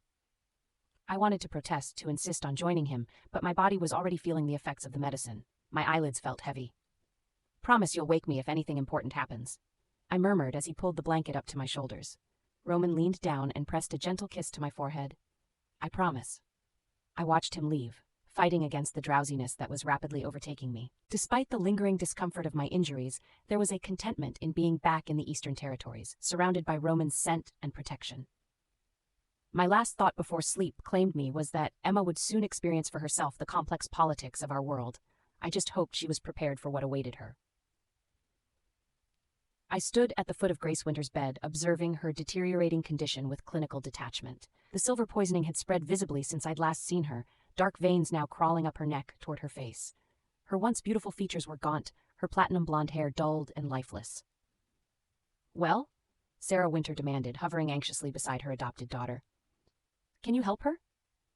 I took my time responding, deliberately building the tension as Scarlett had instructed.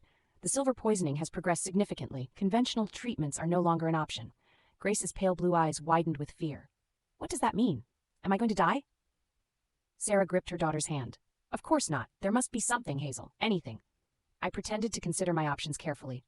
"There is one possibility, though it's rarely used due to certain limitations." "What kind of limitations?" Sarah asked immediately.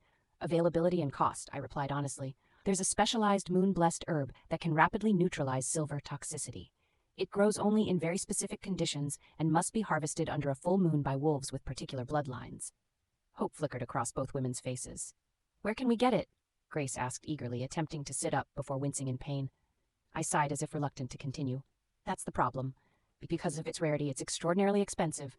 The treatment protocol requires daily doses for a full week, followed by monthly treatments for approximately 2 years. "How expensive?" Sarah asked, her voice already tight with worry. $500,000 per treatment, I stated flatly, watching their expressions shift from hope to shock.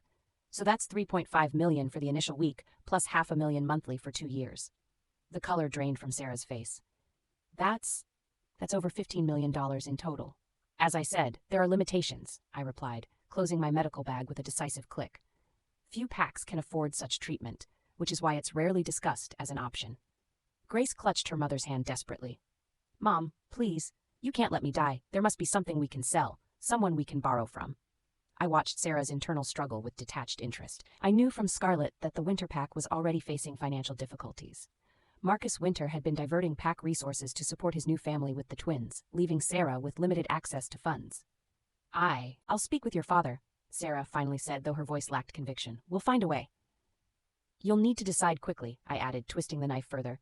"Given the progression of the poisoning, you have perhaps a week before the treatment would become ineffective." Grace began to sob, her thin body shaking with fear and desperation. "I don't want to die, Mom.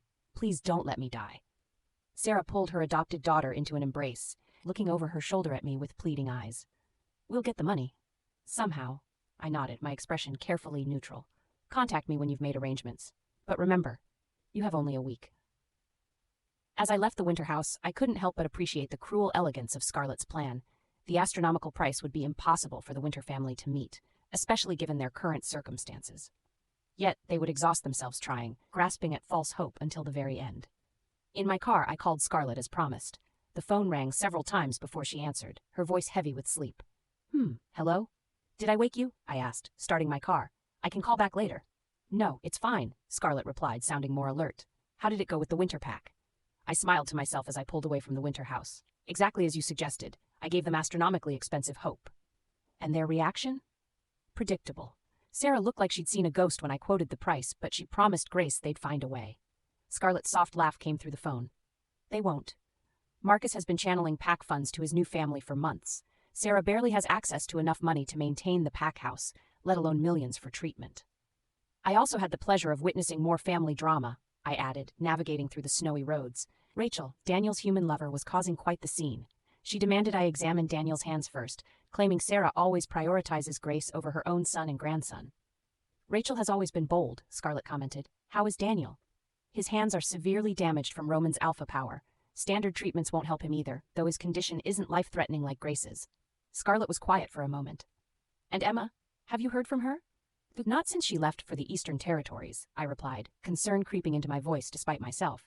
The situation in the Northern Territories has been tense since the border incident. Roman's handling it, Scarlett said confidently, though he's worried about Emma's sudden departure too. We discussed the Winter family's finances for a few more minutes. I explained how the pack's resources had been dwindling due to Marcus's divided loyalties, and how Rachel would likely drain whatever resources Daniel had access to, further complicating Grace's situation. It sounds like the perfect storm, Scarlett observed, satisfaction evident in her tone. Grace needs an impossible amount of money, Sarah has limited access to funds, and Marcus is distracted by his new family. Precisely, I agreed. And, from what I've observed, Rachel will ensure that whatever resources Daniel might contribute go to their son instead. Good, Scarlett said simply. Let them experience what it's like to be abandoned when you need help the most. As I ended the call, I couldn't help but reflect on how much Scarlett had changed since leaving the Eastern Territories. The sweet, somewhat naive she-wolf had been replaced by someone calculating and vengeful. But given what Grace and the Winter Pack had put her through, I couldn't blame her. Sometimes, revenge was simply justice by another name. Chapter 212. Unexpected Reunions. I was still on the phone with Hazel when Roman returned to our room. I had carelessly let the blanket slip, exposing my leg as I shifted to a more comfortable position. Roman immediately crossed the room and gently tucked the blanket around me, his protective instincts never resting. The silver has spread past her collarbone, I said to Hazel, barely containing the satisfaction in my voice. And Sarah's face when you told her the price? I wish I could have seen it. Roman raised an eyebrow at my evident delight, settling himself on the edge of the bed beside me. It was quite the performance, Hazel replied. Grace was practically hysterical, begging her mother not to let her die, and Sarah looked like she'd seen a ghost when I mentioned the $15 million total cost. I couldn't help the smile that spread across my face. Perfect. Absolutely perfect. I should go, Hazel said. I'll keep you updated on any developments. After ending the call, I looked up to find Roman watching me with amusement dancing in his ice-blue eyes. You seem pleased, he observed, his fingers gently brushing a strand of hair from my face. The Winter Pack is falling apart, I said, unable to keep the glee from my voice. Grace needs impossibly expensive medicine, Sarah can't access enough funds, and Marcus is too busy with his new family to help. Roman's lips curved into a smile. And you orchestrated this chaos with a single phone call to Hazel. It was rather efficient, wasn't it? I preened a little under his approving gaze. He leaned down, pressing a soft kiss to my forehead. You're too kind to them, little wolf. They deserve much worse for what they did to you. I shook my head, settling back against the pillows. I don't need to do anything more. The silver poisoning will be punishment enough for Grace, and watching her suffer will be Sarah's punishment. Roman studied me for a moment, his expression unreadable. Then he reached out to check the skin around my claiming marks, his touch feather-light. How are your injuries? He asked, his voice low with concern. I bit my lip, still embarrassed by the topic. Better. The herbs are helping. Good. His fingers traced the edge of the blanket. I'll wait until you're fully healed before we... Before we what? I interrupted, narrowing my eyes suspiciously. A wicked grin spread across his face. Before we resume our more vigorous activities. Heat flooded my cheeks. Roman! What? He asked innocently. I'm simply stating my intentions to be patient. You're trying to embarrass me, I accused. He laughed, the sound warming me from within. Is it working? I couldn't help but smile despite my embarrassment. You know it is. He leaned closer, his scent enveloping me like a familiar embrace. I promise to be gentle with you when you're healed. Somehow I doubt that, I muttered, remembering the intensity of our previous encounters. Roman's eyes darkened. You seem to have a very specific impression of me, little wolf. An accurate one, I retorted, though my voice lacked conviction. His lips brushed against my ear as he whispered, Then perhaps I should prove you wrong when the time comes. A shiver ran down my spine at his words, betraying my body's reaction to him despite my injuries.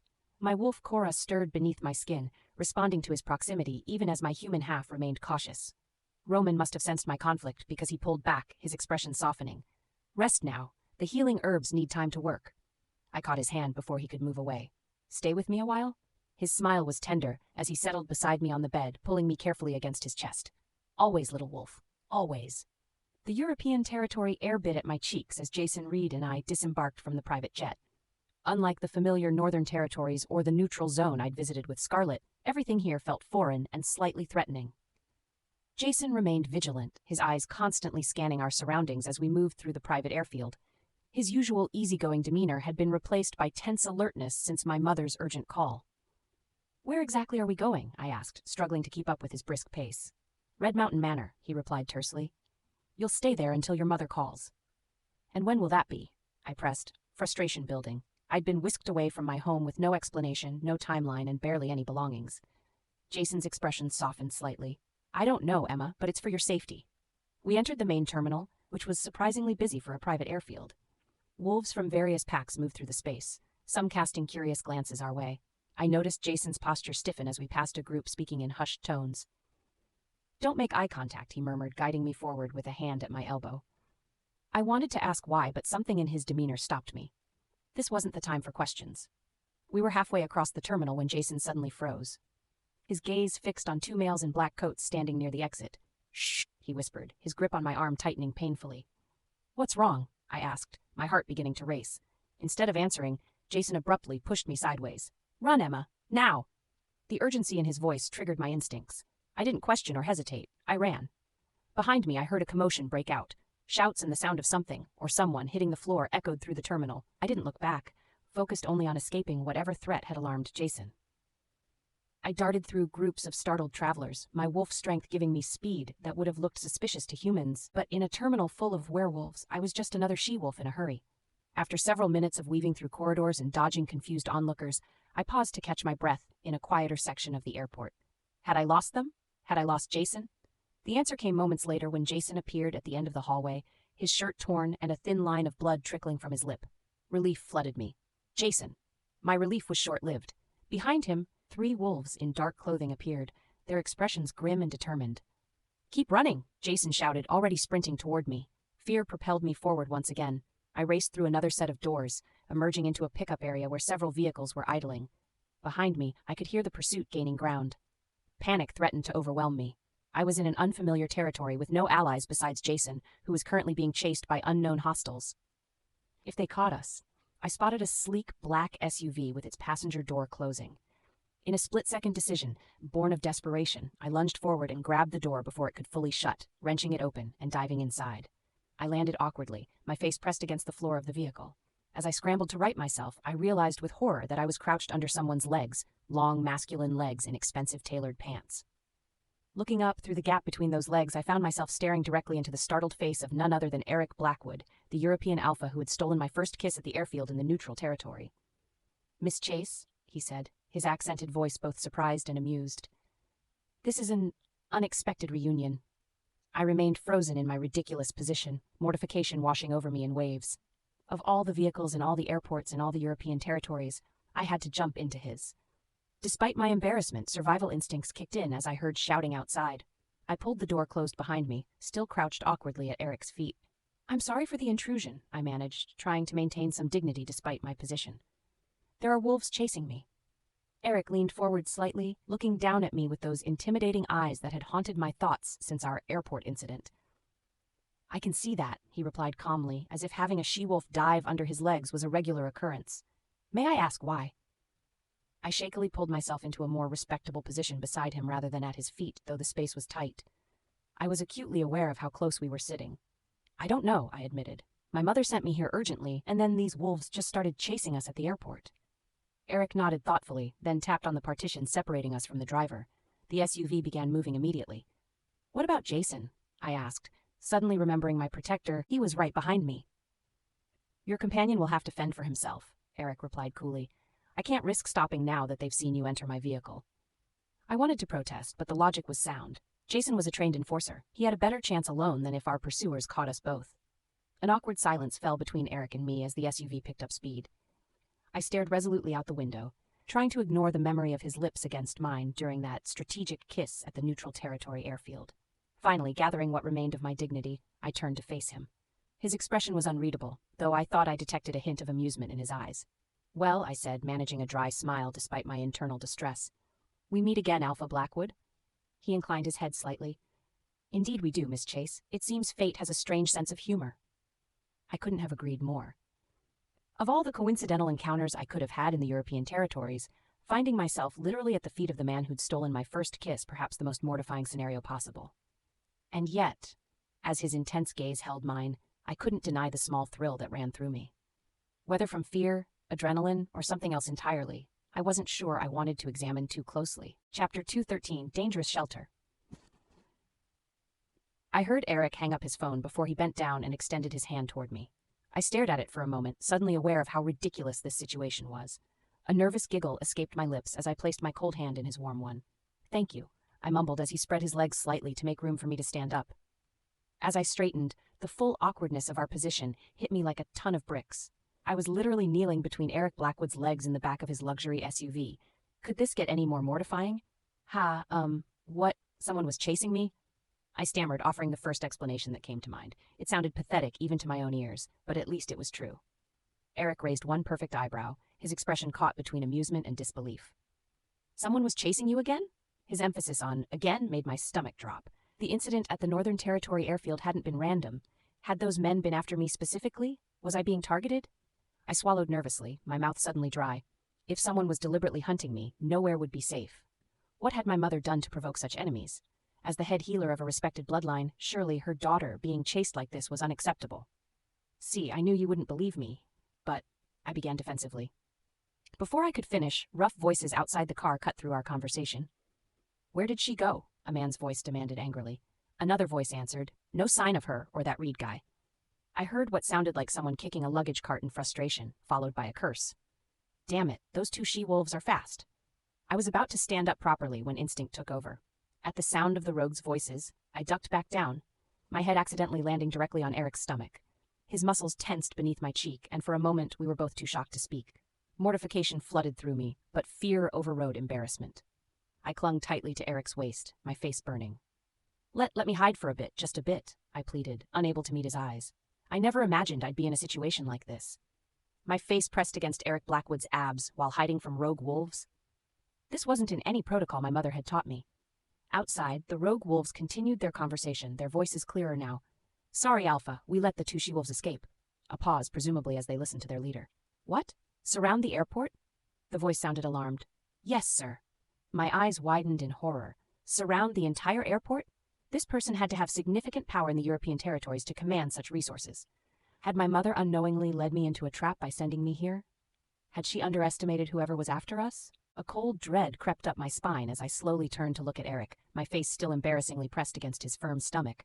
Why isn't the car moving? I asked urgently, panic rising in my chest. Eric looked down at me, his expression unreadable. You haven't gotten off. I blinked in disbelief. Was he serious? Get off? No, I can't get off, I insisted, tightening my grip on his waist. Didn't he hear those rogues? They were planning to surround the airport. Getting out now would be suicide. Aren't you going to save me? I asked, hating how desperate I sounded. Eric raised an eyebrow, his lips curving into a slight smile that didn't reach his eyes. Saving people is expensive. I stared at him in disbelief. Was he actually negotiating while my life was in danger? But you didn't charge me at the Northern Airfield, I pointed out, remembering how he'd protected me during the attack there. Eric chuckled, the sound rumbling through his chest. That was for Roman's sake. Now. He paused, lifting my chin with his fingers until our faces were uncomfortably close. His breath mingled with mine, warm and smelling faintly of mint. Up close, he was strikingly handsome in a way that made my heart race against my will. I'd always struggled to differentiate European wolves, with their similar features and accents, but Eric Blackwood was undeniably distinct. His deep-set eyes held something that might be mistaken for tenderness, but I remembered the chilling ruthlessness they'd contained when he'd eliminated threats at the Northern Airfield. Now what? I asked nervously, very aware of how close his face was to mine. Now what do I get in return? He asked, his voice low and close to my ear, sending an involuntary shiver down my spine. I blinked rapidly, trying to process his words through my panic. Money? Eric scoffed, clearly unimpressed by my offer. Your healing center profits, he questioned, his tone mockingly gentle. I winced. He was right. My healing center's profits were probably pocket change to someone in Roman's circle. Then what do you want? My mother's healing bloodline? I blurted out desperately, willing to offer almost anything to escape this situation. Eric chuckled, the sound vibrating against me. Healing bloodline? That small pack belongs to your mother? I was speechless. Small pack? The Chase healing bloodline was respected throughout the Northern Territories. We had generations of prestigious healers in our history. Yet this European alpha dismissed it as insignificant with just 2 words. The rogue wolves' voices outside grew louder, interrupting my thoughts. Check all parked vehicles too, one commanded. Don't let them slip through the net. My anxiety intensified, my heart pounding so hard I was sure Eric could feel it against his leg. Stop talking, I hissed at him. Did he think I wasn't aware of how dire the situation was? So tell me, what do you want? I pressed urgently. Whatever it was, I'd agree to it as long as he got me out of there alive. Eric's lips curved into a smile that sent another shiver through me. He seemed almost pleased with my desperation. So straightforward, he teased, clearly enjoying having the upper hand. Just tell me, I pleaded, forgetting all dignity. Eric gave my chin a playful squeeze, his eyes glinting with something I couldn't quite read. He finally relented, turning to the driver. Drive, he commanded. The car lurched forward, but almost immediately the driver slammed on the brakes. The sudden stop pitched Eric's body forward, and my head, still between his legs, smacked directly into his belt buckle with a sickening thud. Ow! I cried out, clutching my forehead where pain bloomed instantly. Eric's gaze sharpened.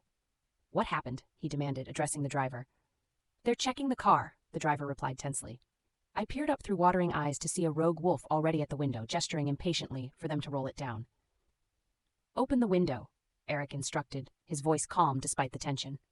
No, I blurted out, fear overriding embarrassment. If they saw me with Eric, it would create a whole new set of problems. Scarlett would never understand why I was practically in Eric Blackwood's lap after our last encounter. Eric looked at me quizzically, clearly surprised by my vehement response. Drive, I stammered, desperation making my voice just drive through them. The intensity of my reaction seemed to intrigue him. His eyes studied my face intently, alpha power crackling beneath his calm exterior. You're very afraid of those people, Eric observed, his eyes never leaving mine. Chapter 214, Danger on All Sides, Emma's P. What do you want in return for helping me? I asked again, holding my breath as Eric Blackwood's intense gaze locked with mine. To my surprise, a smile tugged at the corner of his mouth. Your healing center profits, he repeated, but this time his tone was lighter, almost teasing. I blinked, caught off guard by this unexpected playfulness from the intimidating European alpha. This was the same man I'd seen kill without hesitation at the airport, yet here he was, almost bantering with me. You're joking, I said cautiously, not entirely sure if he was. Eric's eyes glinted with amusement. Perhaps. Before I could respond, his phone rang, the sharp sound cutting through our strange moment of near camaraderie. Instantly, his entire demeanor changed. The slight softness in his expression vanished, replaced by the cold, dangerous alpha I remembered from the northern airfield. Yes, he answered curtly, his voice taking on a harder edge. I couldn't hear the person on the other end, but Eric's responses were clipped and authoritative. Bring everything to Crescent Bay. Silver bullets, silver blades, everything, he commanded. Tell Tristan and Leo I want them armed and ready within the hour. Silver weapons? My wolf whimpered beneath my skin, instinctively fearful of the one substance that could truly harm us. I shrank back against the car seat, suddenly remembering exactly who I was dealing with. Eric ended the call, his focus returning to me. His eyes narrowed slightly at whatever expression must have been on my face. Problem? He asked coolly. I swallowed hard. Could you perhaps drop me off somewhere before you go to whatever violent situation you're heading to? His lips curved into a mocking smile. Not fond of violence, Miss Chase? I don't typically find myself in situations where silver weapons are required, I replied, trying to keep my voice steady. I'm a healer, not a fighter. Clearly, Eric remarked, his gaze traveling over me in a way that made me feel utterly inadequate, though one might expect more courage from someone associated with Scarlet Winters. His words stung more than they should have.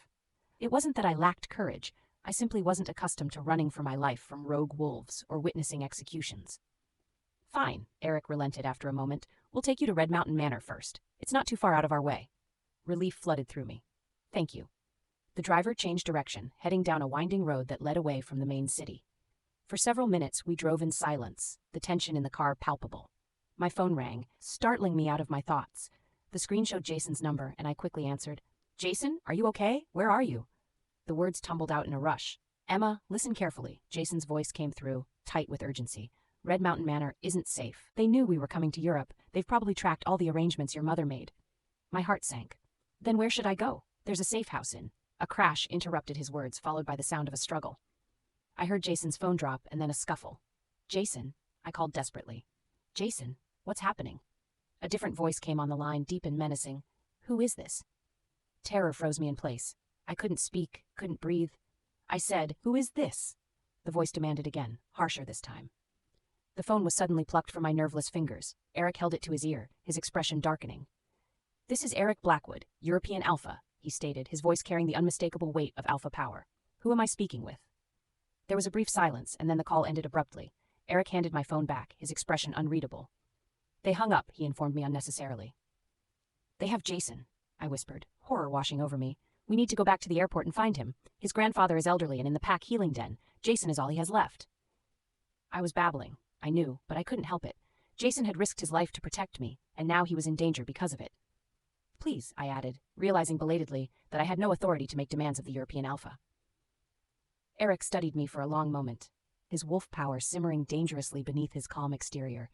I braced myself for his refusal, already planning how I might convince him to help. Before he could respond, his phone rang again. He answered it, listened briefly, then gave a short command. "We're on our way." To the driver, he said, "Crescent Bay, now." My heart sank. He wasn't going to help Jason. Of course not. Why would the powerful European Alpha care about one beta wolf from the Northern Territories?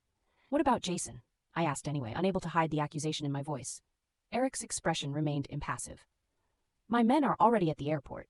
If your friend is still there, they'll find him." It wasn't much, but it was something. I nodded, trying to quell my rising panic. "And me?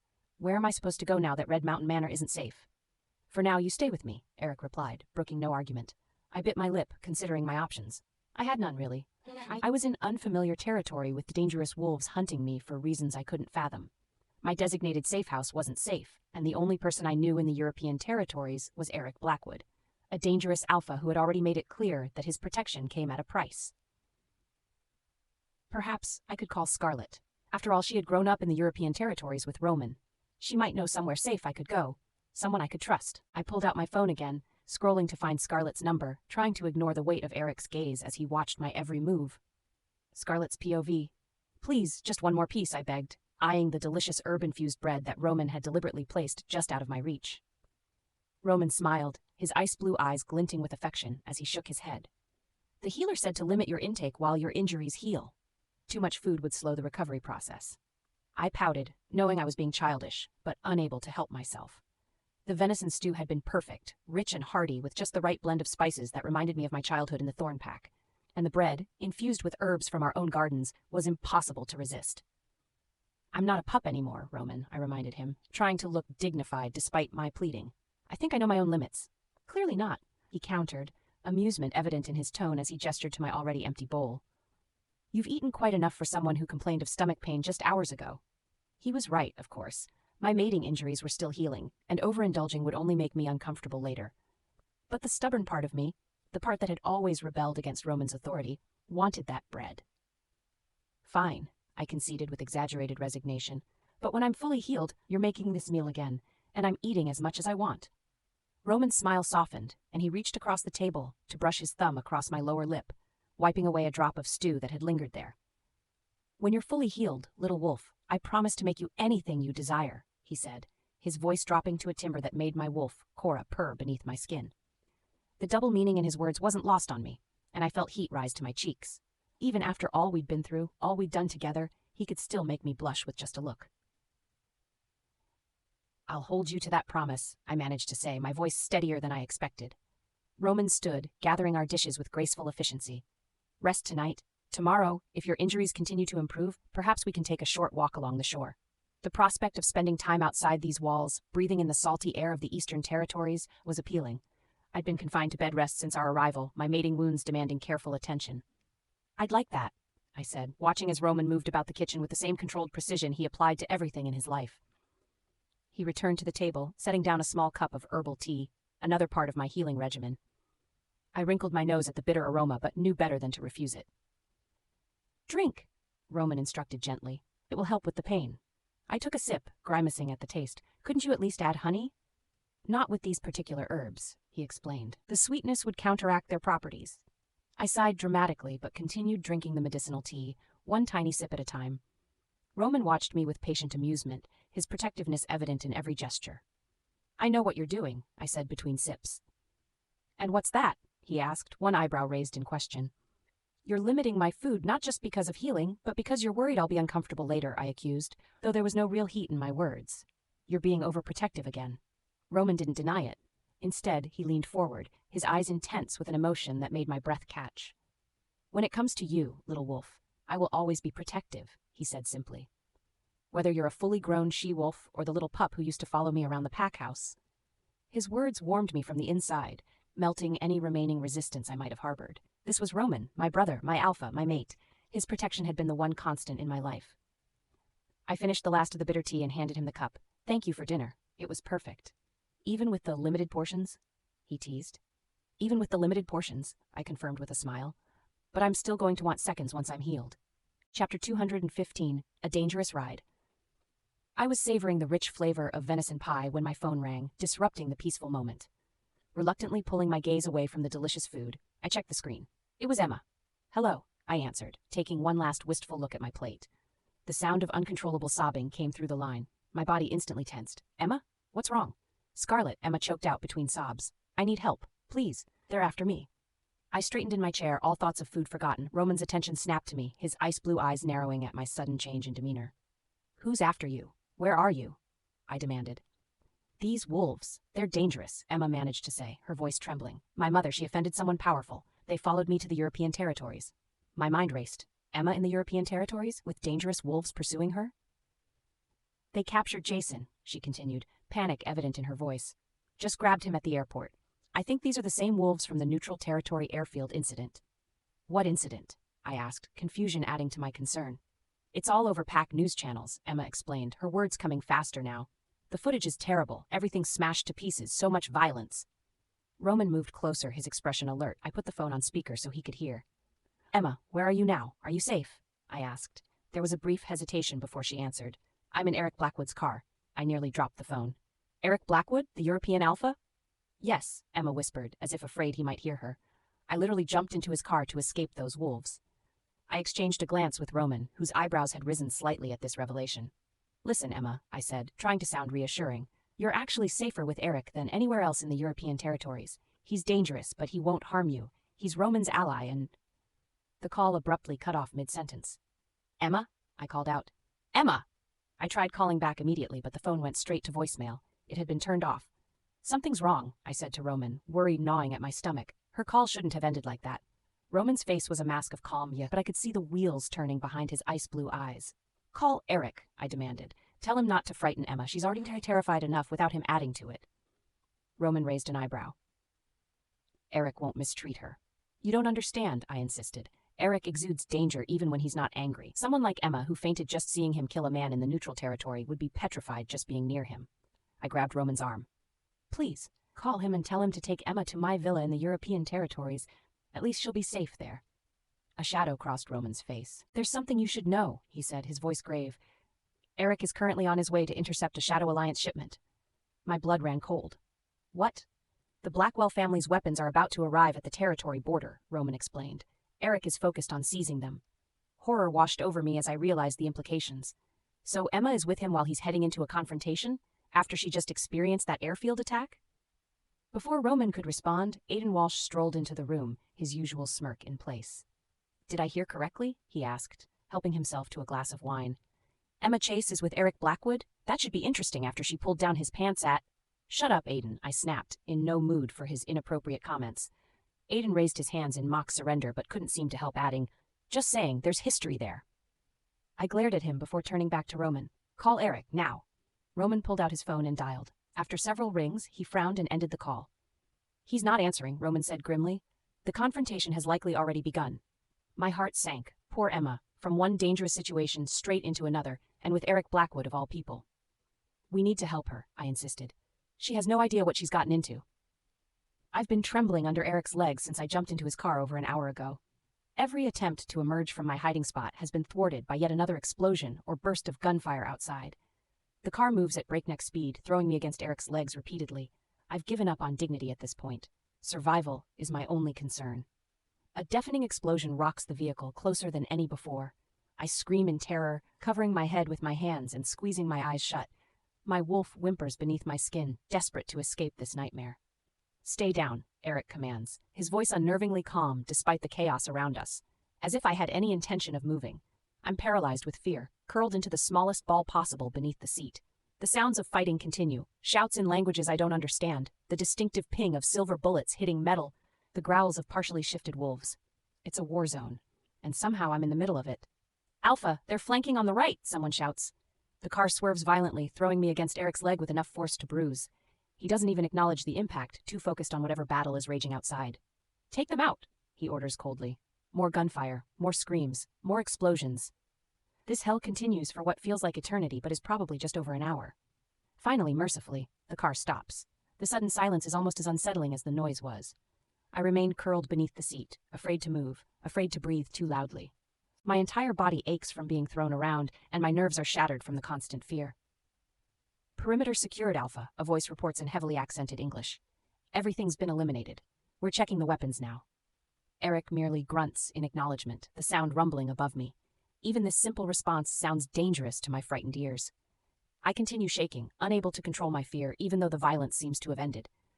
I'm still hiding, still terrified, still trapped in a car with a man who just orchestrated what sounded like a small war. Eric shifts in his seat, crossing one leg over the other. The movement causes his boot to bump against my shoulder, eliciting an involuntary whimper from me. He pauses, as if suddenly remembering my existence. I feel his gaze shift downward to where I'm still huddled beneath the seat. A phone rings. Eric answers it with a curt, "Blackwood." There's a pause as he listens. Then, "Yes, she's with me." Another pause. "Yes, Roman, she's fine," Eric confirms, his tone mildly impatient. "She's under me." Scarlett's. Roman had finally managed to get through to Eric, and we were all listening on speakerphone. Hunter and Aiden had joined us, equally concerned about Emma's situation. "Is Emma with you?" Roman asked directly. "Yes, she's with me," Eric replied, his voice cool and composed as always. "Is she all right?" Roman pressed. "Yes, Roman, she's fine," Eric confirmed, sounding slightly impatient. "She's under me." The room fell into stunned silence. My eyes widened in shock, and I exchanged bewildered glances with Roman. Aiden's mouth dropped open, and even Hunter looked taken aback. Chapter 216, Frightened in Foreign Territory. My mouth twitched as I looked back and forth between Aiden Walsh and Roman. Eric's words, "She's under me," echoed in my head, raising countless questions. What exactly did Eric mean? In what context was Emma under him? My mind raced with possibilities, none of them reassuring. "Did he just say?" I began, unable to complete the thought. Roman's ice-blue eyes had narrowed dangerously. Even he seemed taken aback by Eric's casual statement. I gripped Roman's arm tightly. "Roman, I don't think Emma is with him voluntarily, especially not in that kind of position." Aiden sucked in a cold breath, his eyes widening. "Well, I always knew Eric was aggressive, but to take Emma and... If you say another word, I guarantee your muzzle won't remain intact until tomorrow." Eric's cold voice cut through the speakerphone before Aiden could finish his thought. Aiden's mouth snapped shut instantly. Even he knew better than to provoke Eric Blackwood further. My heart raced with concern for my friend. "Eric, what do you mean? Was Emma willing?" A shuffling sound came through the phone, then Emma's frightened voice filled the room. "Scarlett, you must save me. I didn't come here willingly. I almost died. I'm scared." The call disconnected abruptly, leaving us in stunned silence. I turned to Roman, shock evident on my face. "Roman, you heard that, right? Emma isn't there willingly." Aiden nodded vigorously. "This Eric is such a beast. He's only met Miss Chase a few times and treats her like this." "Right," I agreed, pacing the room nervously. "He can't treat Emma this way. Did you hear how terrified she sounded on the phone?" My wolf Cora stirred anxiously beneath my skin, responding to my distress. Emma was my closest friend, and the thought of her being forced into any situation with Eric Blackwood was unbearable. Roman pinched the bridge of his nose, looking pained as I continued to tug at his arm. "Don't worry," he said finally. "Eric knows his limits." I stared at him in disbelief. "Knows his limits? Did that sound like someone who knows limits? Not at all." "Scarlett," Roman began, but I cut him off. "She can't stay with Eric," I insisted. "Something terrible might happen to her, Varga. You know how frightened she was after seeing him at the neutral territory airfield. She fainted." Roman sighed, exchanging a glance with Hunter, who had remained silent throughout the exchange. Aiden opened his mouth to comment again, but closed it quickly when Roman shot him a threatening glare. "Call him again," I demanded, tugging on Roman's arm. "We need to make sure Emma is okay." Roman reluctantly dialed Eric's number again. The phone rang several times before Eric answered, his voice clipped with impatience. "What now?" Roman's voice took on that subtle alpha tone that made even my wolf instinctively want to submit. "Be gentle with the girl." There was a pause before Eric responded. "In that kind of situation, how can I be gentle?" I exchanged confused glances with Aiden. What situation was Eric referring to? "Just don't frighten her more than necessary," Roman insisted. "I didn't scare her." Eric defended himself, sounding almost offended. I couldn't contain myself any longer. "Eric, is Emma—" "Don't start talking like Walsh," Eric cut me off sharply, his tone brooking no argument. It's annoying enough from him. I bit my lip, shocked by his directness. Can I at least speak with Emma? She fainted, Eric replied matter-of-factly. My worry intensified. Fainted? Is she hurt? What happened? Eric didn't answer my questions. Instead, I heard him speaking to someone else in the background, his voice too low for me to make out the words. Roman took the phone and moved away from me, speaking privately with Eric. I could only catch fragments of their conversation, something about rogue wolves and territorial dispute. When Roman finally hung up, he turned to me with a reassuring expression. It was probably when he was confronting the rogues from the Blackwell pack, and Emma was with him. Understanding dawned on me. If Emma had witnessed Eric dealing with rogue wolves, of course she would faint. Eric's reputation for ruthlessness was well-deserved. And someone as sheltered as Emma would be terrified by such violence. We have to help her, I insisted. She's not equipped to handle this kind of situation. Roman took my hands in his. Eric will keep her safe. For now, that's what matters most. I wasn't convinced, but I knew that arguing further wouldn't change the situation. Emma was in the European territories with Eric Blackwood, and for better or worse, we would have to trust him to protect her. I remained crouched between Eric's legs, refusing to get up despite his commands. The memory of silver bullets tearing through the car windows was still too fresh, too terrifying. Get up, Eric ordered, extending his hand toward me. I shook my head, tears streaming down my face. My heart was still racing from the violence I'd just witnessed. I had never seen anything like it. Wolves shooting silver bullets at each other, the sound of flesh tearing, screams of pain. It was a nightmare. Eric's expression darkened with impatience. Do you want to stay between my legs? He asked pointedly. The question would have embarrassed me under normal circumstances, but I was too scared to care about propriety now. When I didn't move, Eric grabbed my wrist, attempting to pull me up onto the seat. I resisted, my body going limp. It's not safe, I insisted, pointing at the bullet holes in the windows. I'll just sit here. Eric stared at me like I'd lost my mind. Maybe I had. The past few days had been a blur of danger and fear. Being chased at the northern airfield, my mother's urgent warning, Jason's capture, and now this violent confrontation. I want to go back to the Northern Territories, I sobbed, no longer able to contain my emotions. I want to go home. In this unfamiliar place, surrounded by danger and violence, all I wanted was the comfort of my childhood pack territory. I wanted my healing center, my small apartment, my routine. I wanted safety. Eric laughed softly, the sound unexpected and jarring. Miss Chase, shouldn't you think about how you ended up in the European territories in the first place? His words gave me pause. He was right, of course. I had fled the Northern Territories because of danger there. My mother had sent me away urgently, insisting it wasn't safe for me to remain. You didn't come to Europe for a vacation, Eric continued, his amber eyes studying me intently. You were being pursued at the airport. Someone powerful wants you, and given your mother's position in pack politics, I doubt this is a simple misunderstanding. I stared up at him, tears still streaming down my face. Was nowhere safe for me now? Eric offered his hand again. Get up, it's safe now. I eyed his hand suspiciously. Is it really safe? He sighed, clearly annoyed by my continued distrust. I could tell he wasn't accustomed to dealing with frightened she-wolves. If I weren't Scarlett's friend and under Roman's protection, he probably would have thrown me out already. Come on, it's not that big a deal to keep crying about, he said impatiently. I gaped at him in disbelief. Not that big a deal? The callousness of his dismissal made my tears flow even more intensely. Not a big deal? I had been chased, threatened, shot at with silver bullets, and forced to witness a bloody confrontation between rival wolf packs. How could he possibly consider that not a big deal? Eric's jaw tightened, a muscle twitching in his cheek.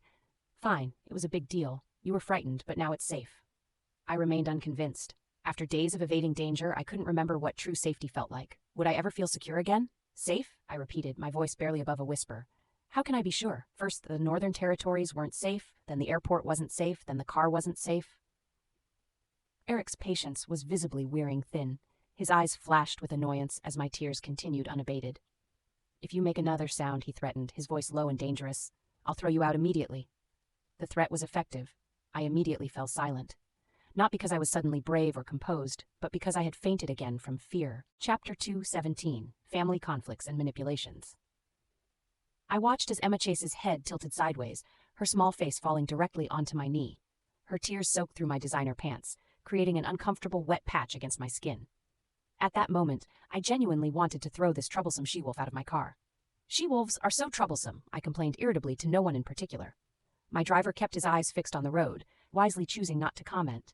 My enforcers maintained a respectful distance, understanding that my patience had worn dangerously thin. I studied the unconscious woman on my knee. She reminded me of another troublesome she-wolf, Scarlet Winters. Both were emotional, easily frightened, and quick to tears. How Roman Thorne managed to tolerate such behavior was beyond my comprehension. With a sigh of annoyance, I carefully lifted Emma and placed her properly on the seat beside me. Her clothes were disheveled from hiding under my legs, her hair tangled from the ordeal we just survived. I felt my irritation growing as I looked at her tear-streaked face. Without much thought, I removed my jacket and casually draped it over her small frame. The action surprised even me. I wasn't typically concerned with the comfort of others, particularly weeping she-wolves who threw themselves into my car uninvited. "Take us to the safe house," I instructed my driver, "and inform the others we'll be delayed." The car smoothly accelerated, leaving behind the scene of our recent confrontation. I cast one last glance at the unconscious woman beside me, wondering what exactly I'd gotten myself into by allowing her to remain under my protection. I sat by the bay window, mesmerized by the snow falling outside our Eastern Territory's residence. The contrast between the cozy warmth inside and the frozen landscape outside was enchanting. Snowflakes danced in the wind, each one unique and perfect. "Scarlet, come to bed," Roman called from across the room. I pretended not to hear him, pressing my palm against the cold glass. I'd always loved snow. It reminded me of my white wolf, Cora. The pristine blanket covering everything in sight made me long to run through it, to feel the crunch beneath my paws. "Scarlet?" Roman's voice carried that subtle, commanding tone he used when his patience was thinning. I sighed dramatically. "Just a few more minutes. It's so beautiful." The crackling fireplace cast a warm glow throughout the room, but I couldn't tear my eyes away from the winter wonderland outside. After being confined indoors for days due to my mating injuries, even watching snowfall felt like an adventure. I heard Roman's footsteps approaching but didn't turn around. Suddenly, strong arms wrapped around me, lifting me effortlessly from my perch. "Roman, put me down," I protested, half-heartedly struggling against his hold. His ice-blue eyes sparkled with amusement as he carried me toward the bed. "You need rest. You won't let me go out to play, and now you won't even let me look," I complained, trying my best to sound genuinely upset despite the comfort I felt in his arms. Roman laid me gently on the bed, his expression softening. "You need to sleep more now." I crossed my arms over my chest defensively. Both Aiden and that beta healer emphasized how I need rest. "I know. But I've slept too much during the day. I can't fall asleep now." A mischievous smile spread across Roman's face. "I know." Something about his tone and expression sent a ripple of anticipation through me. Cora stirred beneath my skin, responding instinctively to his proximity. "No, I don't want to," I said quickly, pulling the blanket up as if it could shield me from whatever he was implying. Roman's eyebrows shot up in surprise before he chuckled and flicked my forehead lightly. "Silly wolf, what are you thinking about?" Heat flooded my cheeks as I realized the misunderstanding. Ever since the barriers between us had come down, Roman had become uninhibited with me in ways I never expected.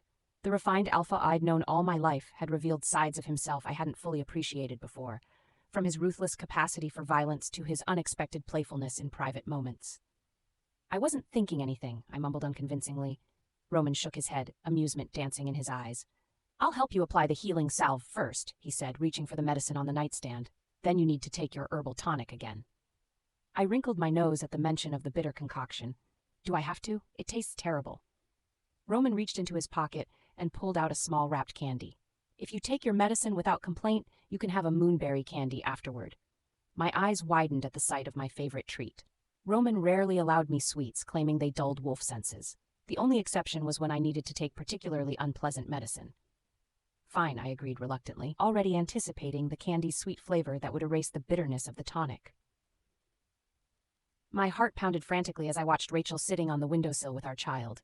The winter air swirled around her, snow collecting on her hair and shoulders. One wrong move, and they would both fall. "What are you doing? Get down immediately," I demanded, my voice cracking with fear.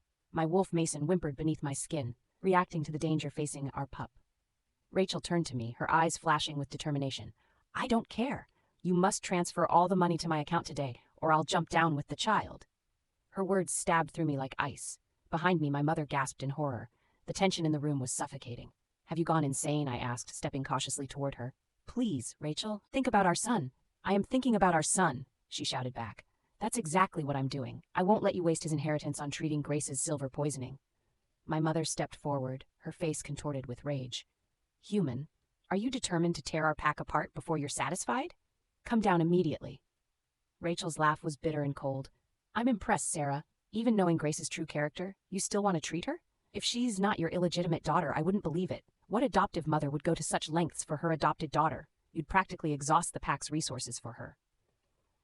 My mother's eyes flashed amber as her wolf rose close to the surface. How dare you speak to me that way? You know nothing about pack loyalty or family bonds. Rachel tightened her grip on our son, inching closer to the edge of the window. Come on, come over, we'll jump together. Something inside me snapped. I felt my alpha power surge through my damaged body, my voice deepening to a roar. Enough! The command reverberated through the room, silencing both women instantly. Of course, it had no effect on Rachel, a human immune to wolf commands, but it gave her pause. Rachel, I said more calmly, struggling to control my racing heart. Please come down. Let's talk about this rationally. She shook her head stubbornly. Transfer all your money to my account first. Your money should only benefit our son. Who is Grace to deserve any of it? She's my sister, I argued, desperation making my voice uck. Pack resources are meant to help pack members. She is not your sister, Rachel fired back. And these aren't pack resources, this is your personal money, money that should go to your son's future. My mother stepped forward. Daniel, don't listen to her. You can't give her that money. The pack needs... The pack, Rachel interrupted with a harsh laugh. Or Grace. Let's be honest about what matters to you, Sarah. I looked between them, torn and defeated. The bandages on my hands, reminders of Roman Thorne's punishment, seemed to tighten, amplifying my sense of helplessness. Fine, I finally said, my wolf retreating in defeat. I'll transfer everything. Just come down from there, please. Rachel's face lit up with triumph. She carefully climbed down from the windowsill, clutching our son tightly to her chest. My mother looked at me with disappointment and anger before storming out of the room. Rachel quickly pushed past me and locked the door behind her. We were alone now, with only the weight of my decision hanging between us. You shared my bed just for money, didn't you? I asked, the question that had been haunting me for months, finally finding voice. The air grew tense with my wolf's simmering anger. Rachel swallowed hard, considering her response carefully. You're an alpha, heir, and good-looking? She admitted bluntly. But I'm telling you, I won't accept having such a foster sister. If we didn't have a son together, it would be different. But now, an unrelated wolf shouldn't divide my son's inheritance. Her honesty cut deeper than any lie could have. I stared at this woman, the mother of my child, the human who had upended my entire life, and wondered how I had fallen so far from the alpha heir I was meant to be. A gentle vibration pulled me from my drowsy state. I blinked slowly, hearing the shower running in the bathroom. Roman was still washing up. I reached for my phone, squinting at the bright screen in the darkened room. Several messages from Emma had arrived, including a video. Curious, I pressed play. The video showed a shocking scene. Rachel Thompson sitting on a window ledge at the Winter house, apparently holding a child, Daniel's child. The camera shakily zoomed in on Rachel's defiant expression and Sarah Winter's horrified face below. A voice message followed. Scarlett, the Winter pack is falling apart, never a moment of peace. I frowned in confusion. How was Emma, who had been crying to me on the phone earlier about being in danger with Eric, now somehow watching drama unfold at the Winter pack? Had she returned to the Northern Territories? Was she safe? Before I could call her back to find out what was happening, the bathroom door opened. Roman emerged with only a towel wrapped around his waist, water droplets still clinging to his powerful frame. Steam billowed behind him, highlighting his sculpted muscles in the dim light. Heat rushed to my face instantly. Despite everything we'd shared, I still wasn't accustomed to seeing him this way.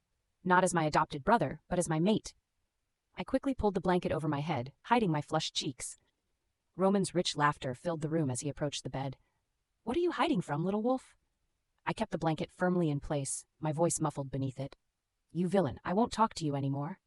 Despite my protests, my wolf Cora purred contentedly beneath my skin, responding to his proximity in ways I couldn't control. Our mate bond hummed between us, a constant reminder of how much had changed, and how much was still changing. Chapter 218, Gossip and Revelations, Scarlett's POV. I felt the weight of the blanket being gently pulled away from my face. Roman stood over me, shirtless and still slightly damp from his shower, his ice-blue eyes sparkling with amusement. He pinched my cheek affectionately. You can't hide from me, little wolf, he murmured, his voice sending an involuntary shiver down my spine. I tried to look reproachful, remembering my still healing injuries. The healer specifically said I should rest and not get too excited. You know I'm still recovering from... I couldn't finish my sentence. Roman hadn't actually done anything inappropriate, but the predatory look in his eyes made my words die in my throat. My wolf Cora stirred beneath my skin, responding to his closeness despite my injuries. You're bad, I whispered, pulling the blanket up to my chin again. Really bad. Roman laughed, the sound rich and deep. Yes, he agreed without a hint of remorse. And you like it. I stared at him, utterly speechless at his shamelessness. How could he say such things so casually? The Roman I'd grown up with had always been proper and controlled. This new version of him, my mate, not my adopted brother, was still taking some getting used to. Before I could formulate a response, Roman's phone rang.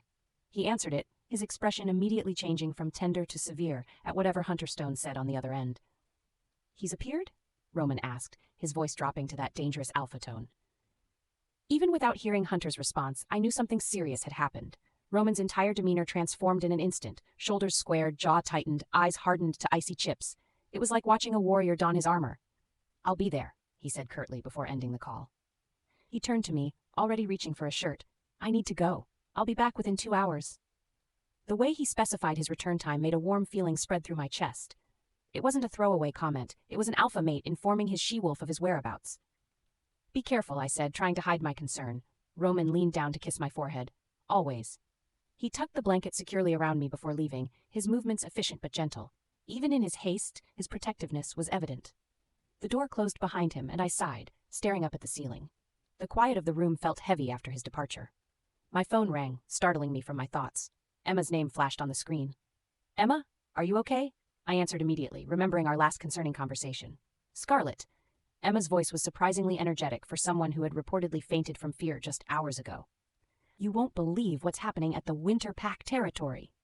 I blinked in confusion. "Wait, what? Aren't you in the European territories with Eric? I thought you were in danger."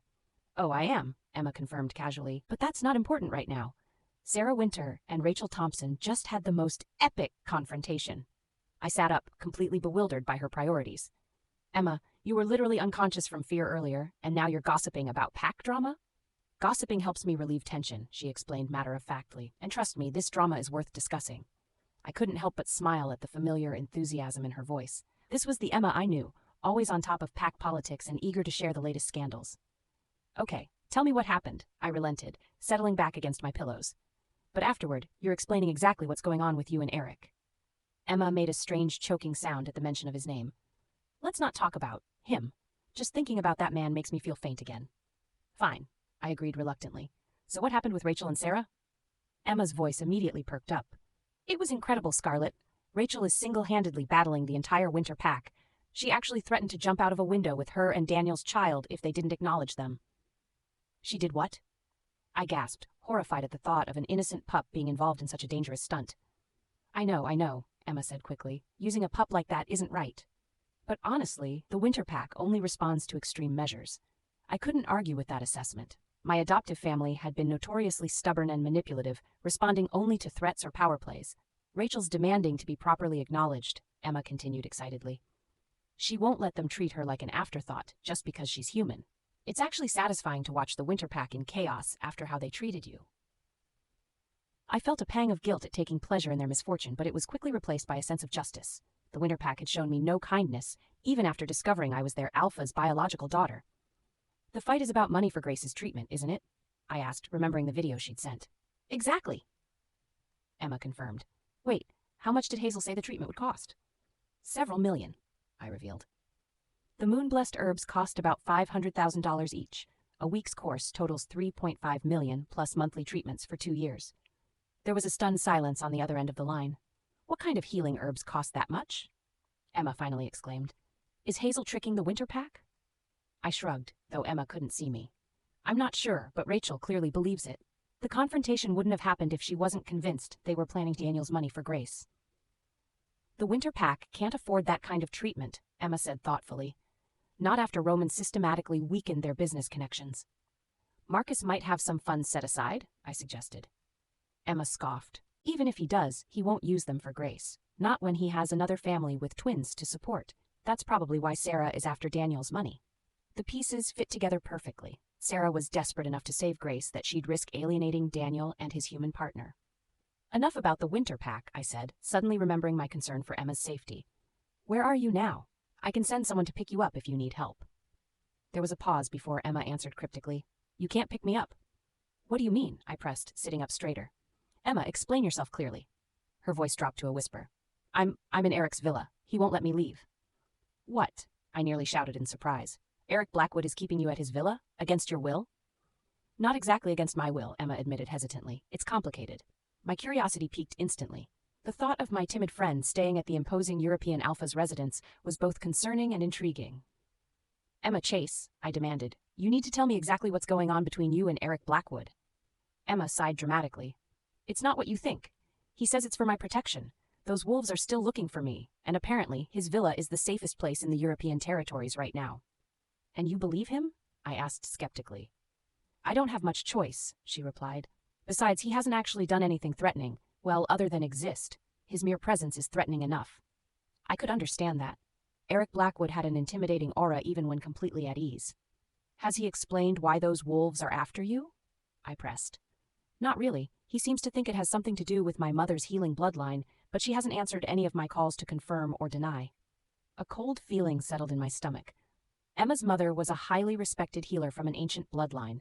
If someone was targeting her family, it couldn't be for a trivial reason. Emma, be careful, I warned. Stay with Eric for now, but keep your guard up, and call me immediately if anything happens. You think I should trust him? Emma asked, sounding surprised. I hesitated, thinking carefully about my answer. I think Roman trusts him, and that counts for something. Just don't provoke him. Eric isn't known for his patience. Emma made that strange choking sound again. Don't worry about that. I'm doing my best to avoid him completely. Good, I said, though I wasn't entirely convinced that was possible in his own villa. Now tell me more about this villa. What's it like? It's intimidating, like him, Emma described reluctantly. All dark wood and stone, with these huge windows overlooking a forest. There are weapons everywhere, decorative but obviously functional. Sounds like Eric, I agreed. Is he being civil at least? There was a long pause before Emma answered. He carried me inside when I fainted. I woke up in a guest room with his jacket over me. I raised my eyebrows, surprised by this gesture of consideration from the typically cold alpha. That's unexpectedly gentlemanly of him, I admitted. Scarlet, Emma suddenly whispered, her voice dropping even lower. I think someone's coming. I have to go. Wait. I started, but the line went dead. I stared at my phone, concern for my friend mixing with curiosity about her situation. Emma Chase, staying at Eric Blackwood's personal villa? The thought was so improbable it almost made me laugh. I made a mental note to tell Roman about it when he returned. Perhaps he could shed some light on Eric's unusual behavior. Chapter 219, Dangerous Refuge. It's only been a short time, but why does it feel like things between me and Eric are getting more and more strange? I said into the phone, my voice barely above a whisper as I huddled in the corner of the lavish guest room Eric had placed me in. Strange how? Scarlett asked, concern evident in her voice. I glanced nervously at the door, making sure it was still closed. He called me a walking trouble and a danger right to my face. Who says that to someone they're supposedly protecting? He said that? Scarlett sounded surprised. That's harsh, even for Eric. I sighed, twisting a strand of hair around my finger. The worst part is he's not wrong. I suddenly feel like a target wherever I go. The Northern Territories aren't safe. The European territories aren't safe. It's like nowhere is safe anymore. The reality of my situation was finally sinking in, and it terrified me. My voice cracked as I continued. My mother isn't answering any of my calls. Jason Reed has disappeared, and now there are wolves hunting me that I don't even know. I could hear Scarlett's sharp intake of breath. Emma, this is serious. Roman can look into what happened to your mother. He has connections everywhere. That would help, I admitted, relief washing over me that someone was finally taking my situation seriously. Do you want to stay with Eric, or would you prefer we pick you up? Scarlett asked. Without hesitation, I replied, Pick me up, please. I know I'm causing trouble, but I can't handle being around him. My heart just can't take it. I wasn't even being dramatic. Every time Eric entered a room, I felt like I might faint again from sheer intimidation. Are you sure? The Thorn Pack might be dealing with its own issues right now, Scarlett said. I'm sorry to impose, I said quickly. But I really have nowhere else to go. Don't be ridiculous, Scarlett reassured me. You're my best friend. It's not an imposition at all. I'll have Roman send some enforcers to bring you to my villa. I nearly cried with relief. Thank you, Scarlett. I don't know what I'd do without you. That's what friends are for. Just hang tight, okay? We'll get you out of there as soon as possible. After we hung up, I collapsed onto the bed, my composed facade crumbling instantly. My face turned pale with fear as I began trembling uncontrollably. The sound of gunfire echoed in my head, rat-tat-tat. Silver bullets tearing through metal, wolves screaming in pain. I grabbed my phone, desperately trying to distract myself with social media, but the traumatic memories wouldn't stop. Every time I closed my eyes, I saw flashes of that terrible confrontation. Eric's cold efficiency as he ordered his men, the brutal violence, the blood. My fingers shook as I tried calling my mother again, straight to voicemail, just like the last 20 times. Mom, please, I whispered into the phone. I'm scared. I don't know what's happening. Please call me back. I tried Jason Reed next, but his phone didn't even ring anymore. It was like he disappeared off the face of the earth. The room suddenly felt too hot, too small. Sweat beaded on my forehead despite the chill in the air. My head pounded as if someone was taking a hammer to my temples. I struggled to stand up, thinking I'd splash some cold water on my face, but my legs gave out beneath me.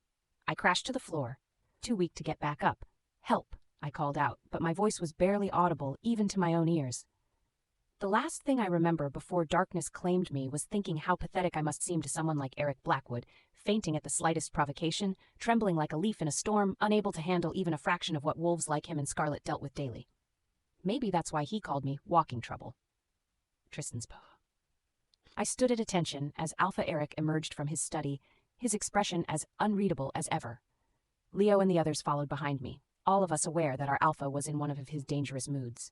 As we passed the guest room where the northern she-wolf was staying, Eric paused, his head tilting slightly as if listening for something.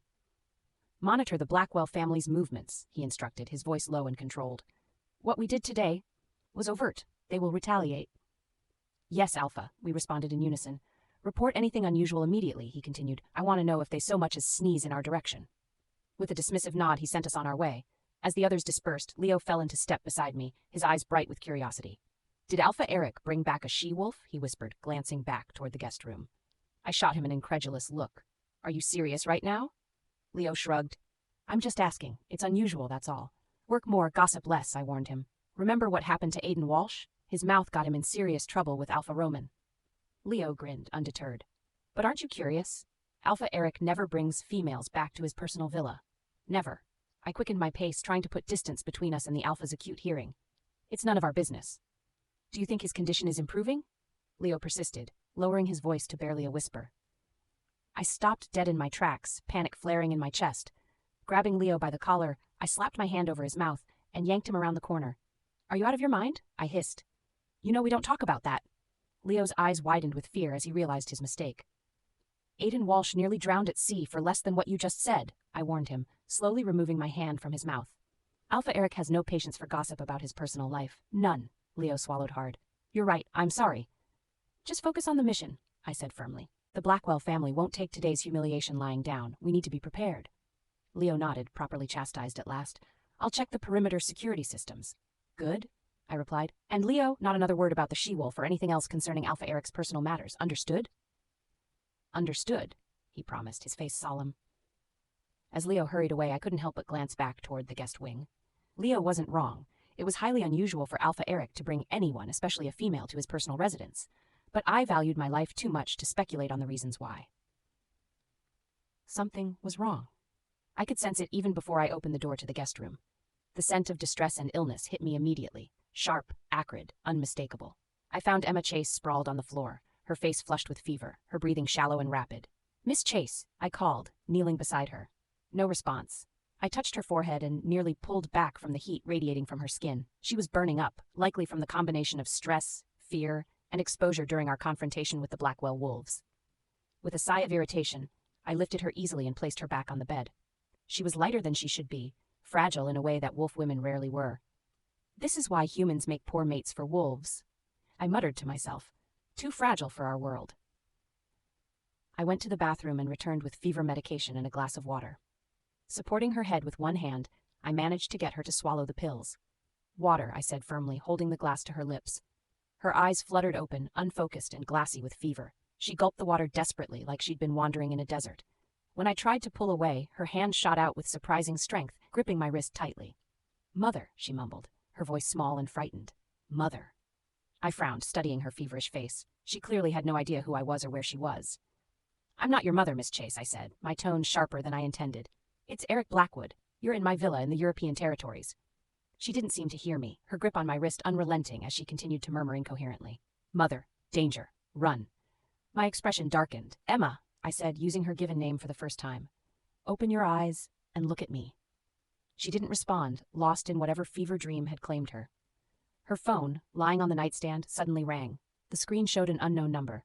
I reached for it with my free hand, answering with a curt, "Yes?" There was a brief pause on the other end, then a cold, threatening voice spoke. "Tell Miss Chase that she has 24 hours to hand over the item, or there will be consequences," the voice said. "She will have nowhere safe in this world. Every wolf around her will suffer for her stubbornness." "This is Eric Blackwood," I replied, my voice equally cold. "Who am I speaking with?" The line went dead immediately. I stared at the phone for a moment before setting it down. So that was it. Emma Chase wasn't being pursued because of her healing bloodline or her mother's political connections. She had something these wolves wanted, something valuable enough to hunt her across territories. I looked down at the feverish woman still clutching my wrist like a lifeline. "What have you gotten yourself into, Miss Chase?" I murmured, though I knew she couldn't answer. The mysterious caller's words echoed in my mind. "She will have nowhere safe in this world." This brief exchange confirmed what I had already suspected. Emma Chase was in far more danger than even she realized. Chapter 220, Shadow Valley. I couldn't sleep. Despite the cozy warmth of our quarters in Shadow Valley, my mind kept circling back to Emma's desperate phone call. The clock on the nightstand showed it was nearly midnight, and Roman had been gone for almost the full 2 hours he'd promised. Just as anxiety began to claw at my chest, I heard the door open. Roman entered quietly, his powerful frame silhouetted against the dim hallway light.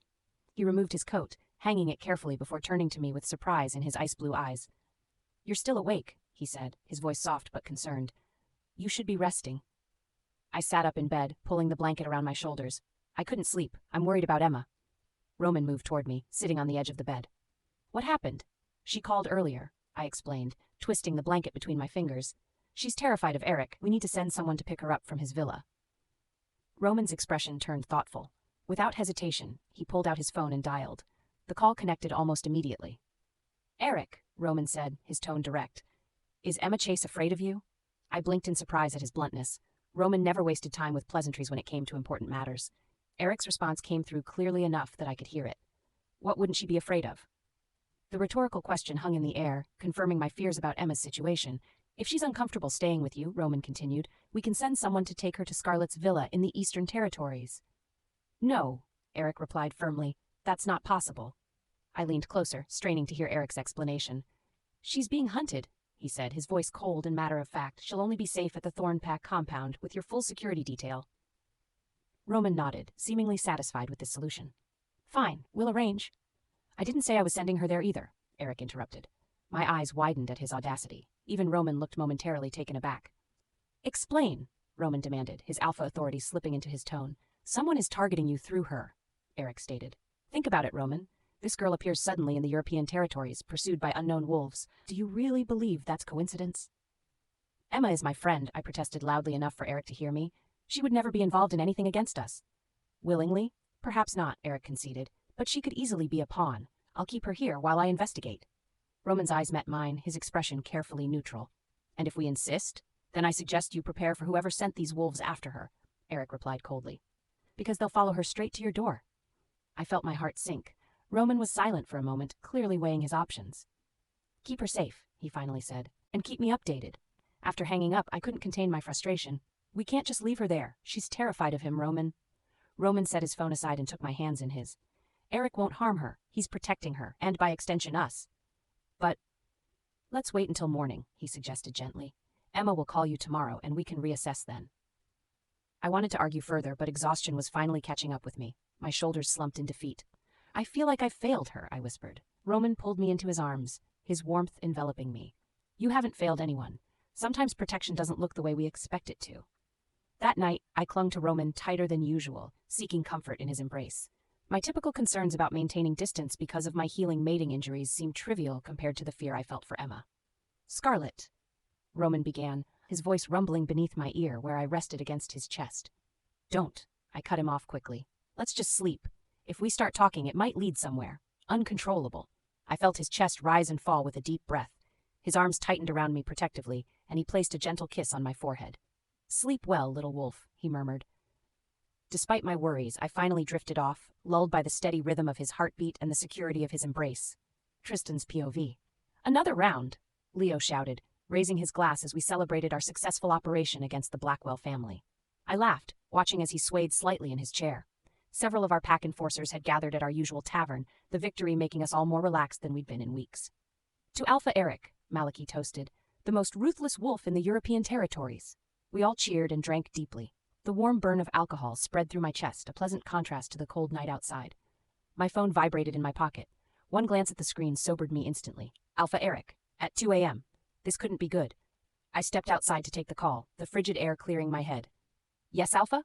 Bring a healer to my villa," Eric commanded, his voice tense. "Immediately." My wolf stirred beneath my skin, responding to the urgency in his tone. "Is something wrong, Alpha?" "The northern she-wolf has a high fever," he replied curtly. "And I don't have time for questions. Just bring someone, now."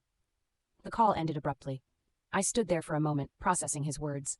The she-wolf, Emma Chase was ill, and Eric was concerned enough to call at this hour? I hurried back inside, interrupting Leo's animated retelling of our confrontation with the Blackwell wolves. I need to leave, I announced. Alpha Eric needs our healer at his villa. Was at this hour? Leo raised an eyebrow, his expression turning mischievous. What could he possibly need with a... I need to check on our Alpha. I cut him off, already dialing our pack healer. Leo leaned forward, lowering his voice to a conspiratorial whisper. Do you think he did something to that she-wolf that... Malachi's hand clamped over Leo's mouth before he could finish. Shut up, you fool. Have you forgotten how Tristan repeats everything to Alpha Eric? Leo's eyes widened as he remembered my unfortunate habit of reporting directly to our Alpha. I pretended not to hear as I arranged for our healer to meet me at Eric's villa.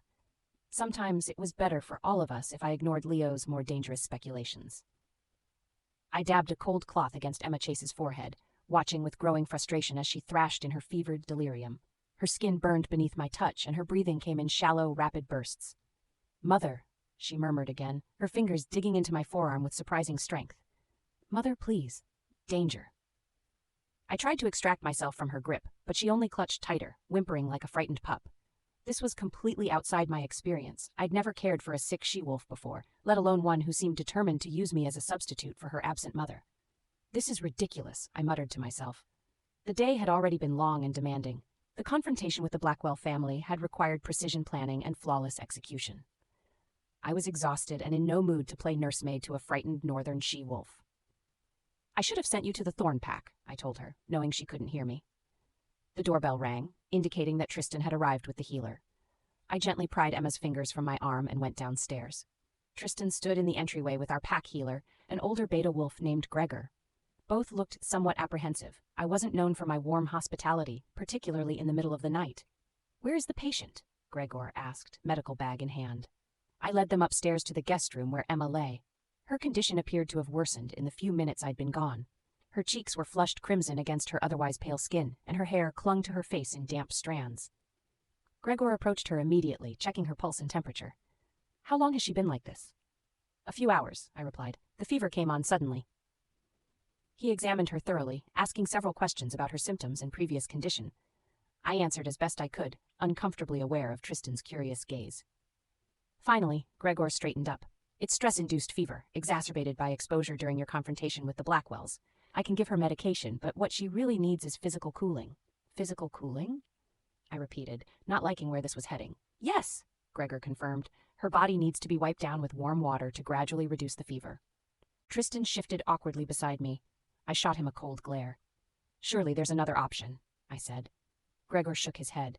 This is the safest approach given her condition. Cold water would shock her system. It needs to be warm water, applied gradually. I stared at Emma's trembling form, then back at Gregor, the implications of his recommendation sinking in. Alpha, I should go pick up Leo and the others, Tristan said suddenly, clearly seeking an escape from the awkward situation. They've had too much to drink. Stay, I commanded sharply. Find a female caretaker. Tristan looked pained. At this hour? Pack services are closed, and if we borrow someone from the Alpha Council residence, the Luna Council will hear about it by morning. I rubbed my temples, feeling a headache forming. What do you suggest, then? Tristan hesitated before answering bluntly. You'll have to do it yourself, Alpha. I narrowed my eyes at him. Excuse me? Neither Gregor nor I can touch a she-wolf who isn't pack bonded to us, Tristan explained carefully. It would violate pack protocol. What he wasn't saying was equally clear. Any male wolf touching an unrelated vulnerable female would risk my alpha fury, a reaction I wouldn't be able to control even if I rationally permitted it. Besides, Tristan continued, his voice neutral, you've already been caring for her, Alpha. The damage, so to speak, is done. I looked from Tristan to Gregor, who was studiously avoiding my gaze, then back to Emma, who continued to call for her mother in her fever-induced distress. This was not how I had planned to spend my night.